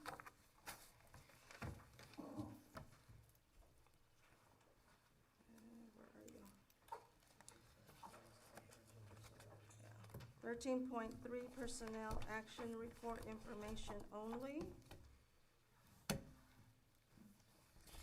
13.4 approval of Tulare County Office of Education Agency Agreement number 260661 Teacher Induction Program. Motion. Second? Motion by John Alvarez, second by Freddie Espinoza. Are there any questions? All in favor? Aye. Opposed? Motion carried 5-0. 13.5, approval of memorandum of understanding with CSCA Chapter 518 for Speech Language Pathology Assistant, SLPA, job description and salary schedule. Motion. Second. We have a motion by Sabrina Gomez, second by Merced Zamora. Are there any questions? All in favor? Aye. Opposed? Motion carried 5-0.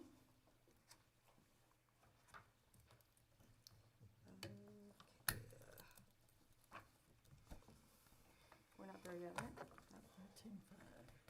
13.6, approval of memorandum of understanding with CSCA, Chapter 518 for bathroom assistant duties for 2025-2026. Motion? Second. We have a motion by Freddie Espinoza, second by Merced Zamora. Are there any questions? All in favor? Aye. Opposed? Motion carried 5-0. 13.7,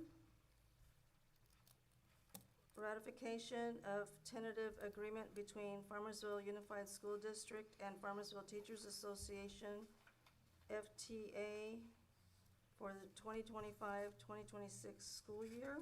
Motion. Second? We have a motion by John Alvarez, second by Freddie Espinoza. Are there any questions? All in favor? Aye. Opposed? Motion carried 5-0. 13.8, ratification of tentative agreement between Farmersville Unified School District and California School Employees Association, CSCA, Chapter 518, for the 2024 through 2027 successor agreement. Motion. Second? Merced Zamora making the motion, second by Freddie Espinoza. Are there any questions? All in favor? Aye. Opposed? Motion carried 5-0. 14.1, setting date for annual organization meeting on December 9th, 2025. Motion. Second? I have a motion by John Alvarez, second by Freddie Espinoza. Any questions? All in favor? Aye. Opposed? Motion carried 5-0. 14.2, consideration of any item any member of the board wishes to have on a future agenda or provide a written update. Merced? I have a few. Did we follow up on the coaching, if we were gonna require them to attend anything different, and if so, has it already been implemented? Not completely implemented, but they're working on it. Most of our coaches, most, and I'll say most, more than 50% of our coaches have already been CIF certified and are going through it. Most, the rest of the coaches that are new, they have not. It has been a practice that we've had here, and we're gonna continue that practice. Dr. Rosales and Mr. Mesa are working on that currently, to making sure everybody's taking that CIF course.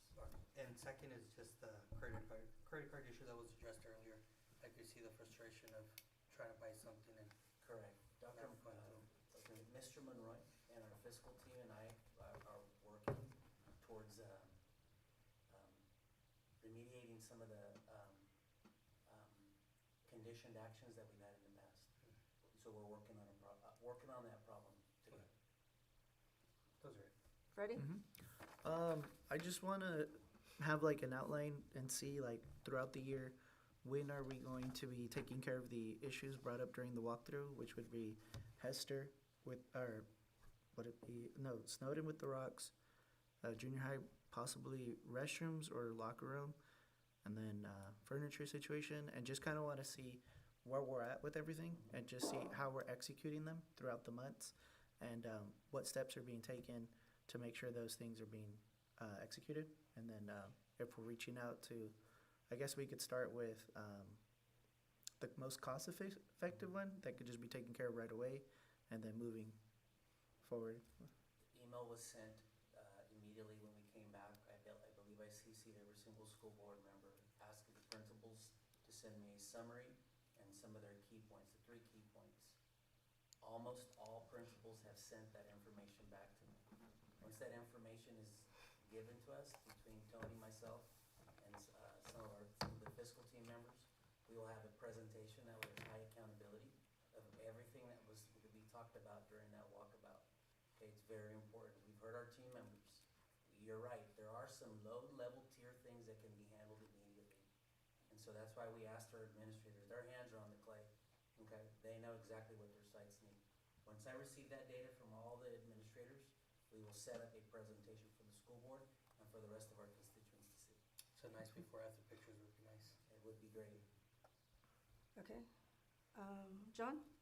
Yeah, I talked about it earlier about the standard contract for the sports programs because of the fact that we do have coaches that are not CIF certified.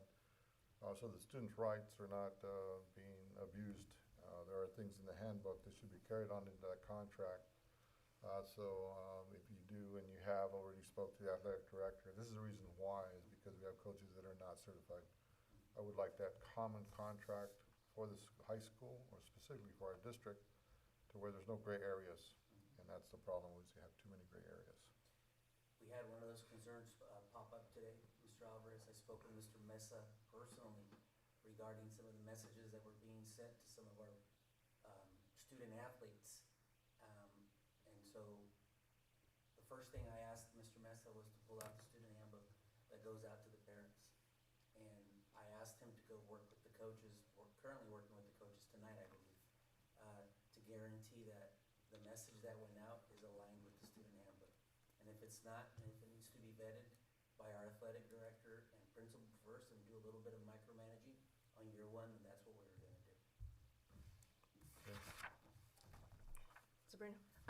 So what Merced said, I'm glad you guys are doing something already to take care of the credit cards and stuff, but if we can get an update and not just, we're working on it, it'd be nice to get an update. The other thing that I heard and what I've been hearing are unpaid bills. Are we able to get do you have a list of all the unpaid bills that are out there and what's being done to take care of them? Can we get an update on that? Sure, I can get Mrs. Monroy to do a quick query and either show during a board presentation or as a Friday report to the school board. That way you have that information. You can see where we're at. Yeah. And then at the same time, again, Mr. Monroy and I are gonna work on this tomorrow morning and try to figure out where those gaps are. Yeah, because I was gonna say, you guys only know what you're told and not what you're not told, right? So, okay, that'd be good to figure that out from all sites or wherever. That's it for me, sorry. Okay. turn. Pretty much on the same thing. I know that, we had talked about the credit cards before when they go on conferences and all that. So we need to make sure, it's happened to school board members where they had to use another school board member's card and such. So we need to make sure that that is corrected for everybody. And also, for the bills, we need a tracking system. When does it come in? when does it get paid, you know, that kind of tracking system. Because I understand some bills come in, just like, you know, we had one that was from last year, 2024, that just came in. So there's a difference, and we want to make sure why, when, that kind of thing. I will share a lot like Mr. Ochoa's presentation with the dashboard and showing that there's progress. There's been a lot of progress. Our fiscal team's meeting with principals, directors, coordinators, basically anybody that touches that credit card and has a budget. They meet monthly and sometimes bi-weekly, twice a month. Not bi-monthly, not bi-weekly, but anyways, they meet twice a month with some of our coordinators and directors to guarantee that we are moving forward. The best way for us to show that movement is through data. And that's what I'm hearing our board tell me. So on a Friday update, I will make sure we have a query. We'll work on a query of the paid and unpaid. We'll also do a quick summary of some of the actions that we've put into place this year to help address. This has been an issue for a while here at Farmersville Unified School District, and we are addressing it. Can I say something? Yeah, and I think that's the thing moving forward. Things are changing, and so as we're moving forward, we just hope that everything falls into place, and we just want to let our staff know and everybody that if things aren't moving the way correctly, feel free to come up, you know, let us know, so that way we could always make our district better, because a lot of times we don't know what's going on unless it's brought to our attention, and then we're able to fix that for the staff, because we're here to make sure that your job is easy, and if we can make it easy, that's what we're all about. Us and Superintendent Mr. Mendez, he does a great job making sure that he executes those things. But also, I did want to honor, I believe is the runner who beat the 5K mile. I wanted to honor him just because I know David Sanchez was when I was in high school, and for him to beat that, like, I think is a great, like, I don't know, just a milestone for Farmersville. I'll make sure to reach out to our athletic director and our high school principal. You're right, David Sanchez was one of my students. He did an amazing job. He actually came back and coached at Colorado Sequoias for a bit. Okay, going on to 15.0 business services. 15.1 ratification/approval of facility use request for NJB basketball for use of Farmersville Junior High School gym from November 5th, 2025 through February 25th, 2026. We do have Mr. Perez here, if we do want to hear from him. Do we want to hear, or are we ready to vote? A motion for discussion. Your motion to what? For discussion. Discussion. And I'll second. Like to hear from. For discussion, we have motion by John Alvarez, second by Sabrina Gomez. Mr. Perez? Sorry, moving along here. Good afternoon. Jose Manuel Perez, and I'm assistant coach for the Farmersville Junior High basketball team. The NJB basketball, it's a program. It's a that Visalia they have, and some of the Farmersville students actually go and they participate in this league, and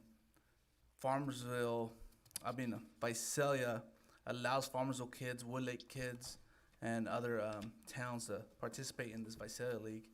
And they open up their gyms to Farmersville students. They get one practice out of the week. And we have throughout, I believe, like 3 or 4 divisions, there's Farmersville kids there. And we just want to open them up another practice location or another practice spot, because sometimes one practice is not enough. And like last year, our Farmersville Junior High team, we went to the finals. I was the head coach there. And just by having more practice locations and practice time, we can develop our student athletes. So I'm just asking for just how Visalia opens up to the gyms to our students, and they don't charge them for fees or anything like that. I'm hoping we can open up a gym for our Farmersville students and their teams to get more practice time. Are there any questions? Okay, so you're already practicing now? You already No, practice? for Visalia, yeah, we practice in the Visalia gyms, but. Mhm. And I think I've heard of this before. Maybe Yeah, I've been up Visalia here a Central, couple years. right? There's just no paperwork has been filed. Is that what it is? Insurance and all that kind of stuff. Yeah. You're waiting on that. Okay. And then you want to do it for like no fees, waive everything. Correct. I'm sorry. Is there insurance?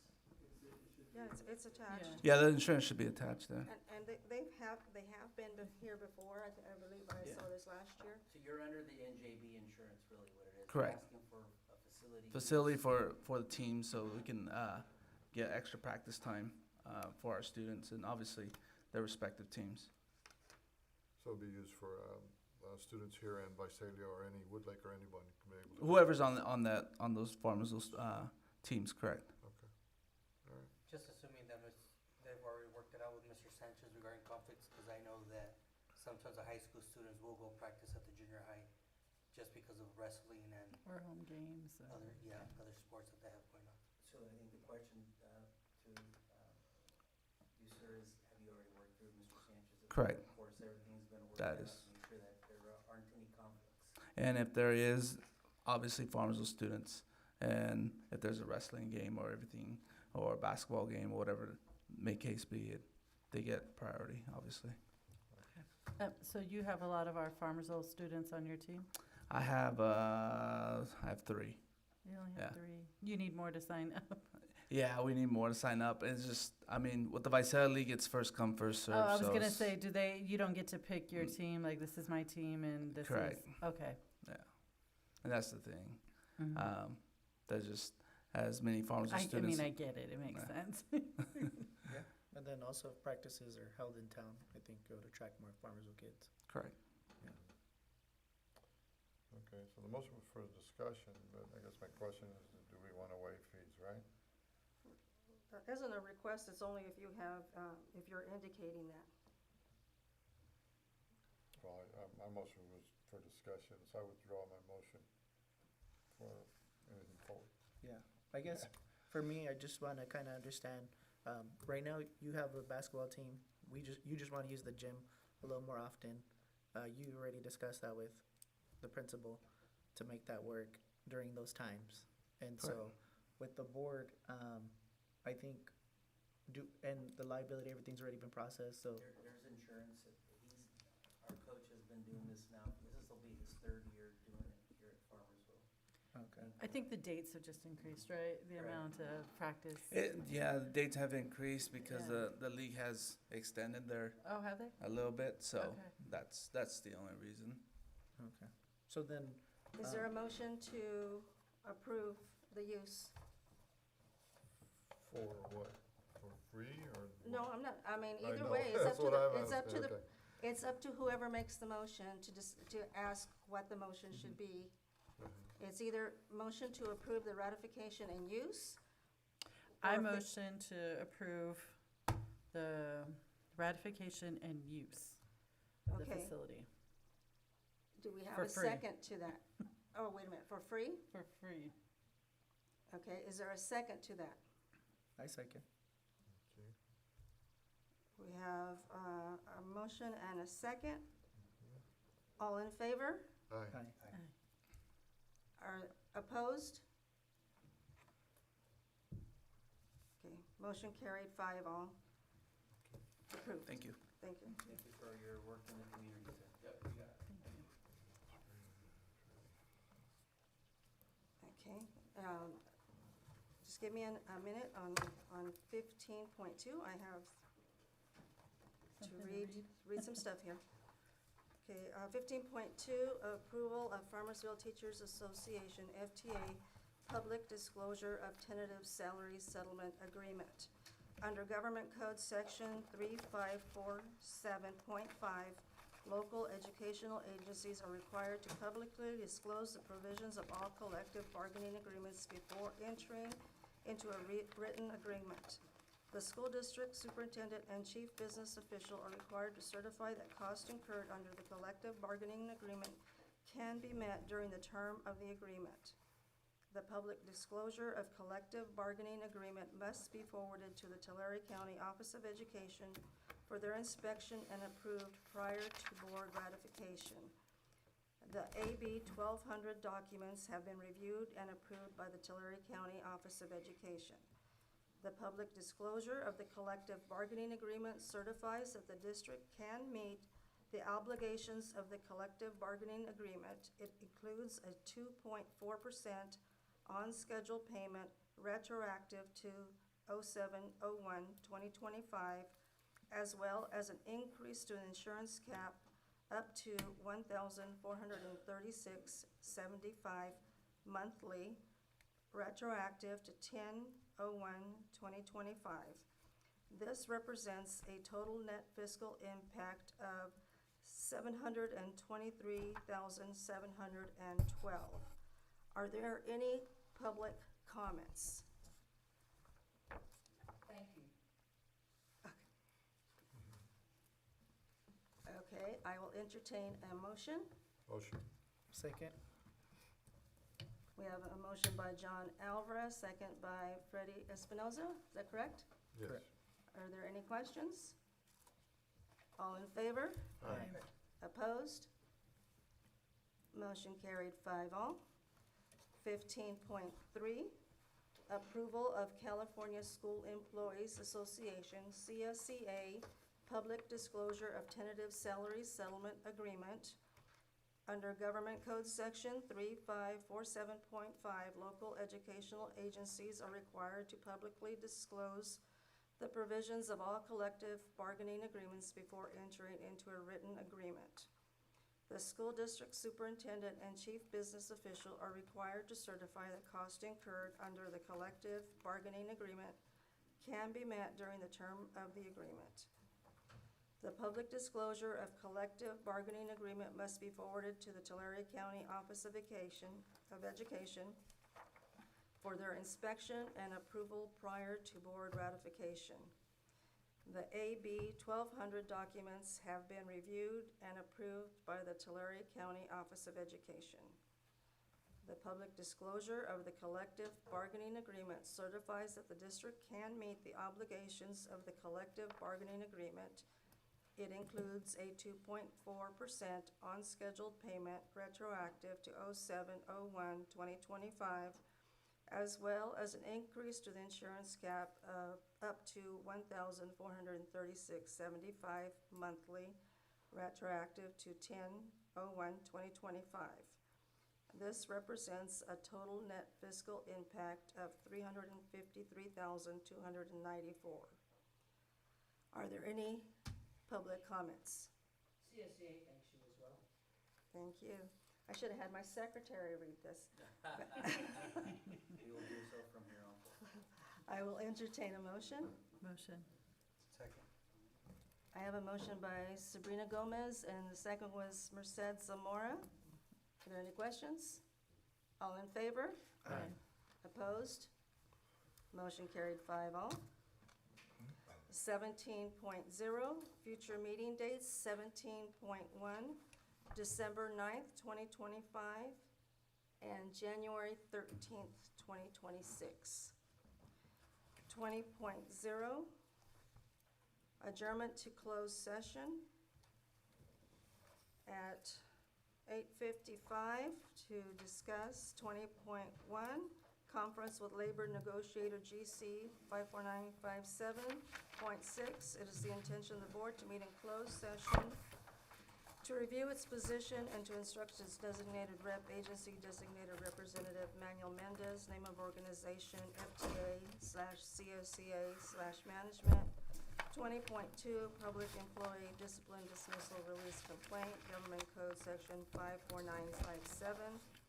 20.3, conference with legal counsel, anticipated litigation, significant exposure to litigation pursuant to subdivision 2D2 and E of Section 54956.9, and the other matter taken into closed session 13.2.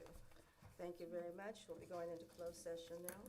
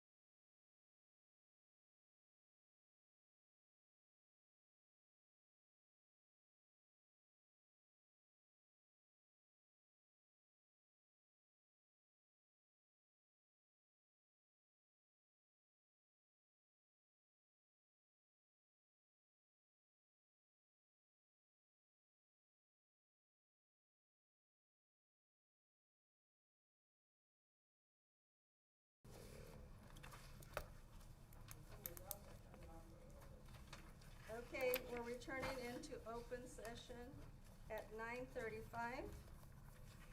We will go back to item 13.2.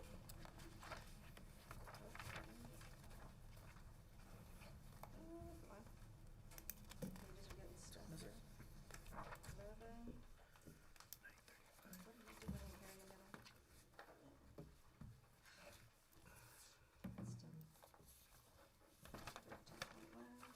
13.2, approval of extracurricular activity, coaching personnel, item 13.2.1 through item 13.2.9. Motion? Second. Motion by John Alvarez, second by Mercedes Zamora. Yes. Any questions? All in favor? Aye.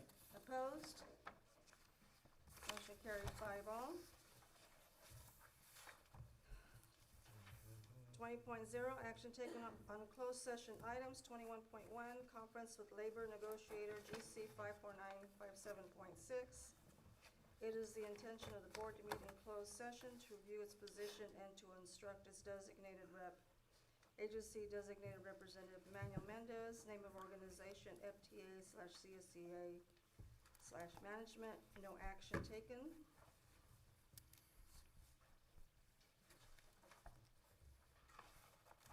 .2, public employee discipline dismissal release complaint, government code 54957.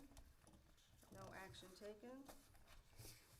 21.3, conference with legal counsel, anticipated litigation, significant exposure to litigation pursuant to subdivision D, 2, and E of section 54956.91 case. No action taken. 22.0, adjournment at 9:37. Motion? Second. John on the motion, second by Freddie. Mm-hmm. All in favor? Aye. Opposed? Motion carried 5-0. Meeting is adjourned.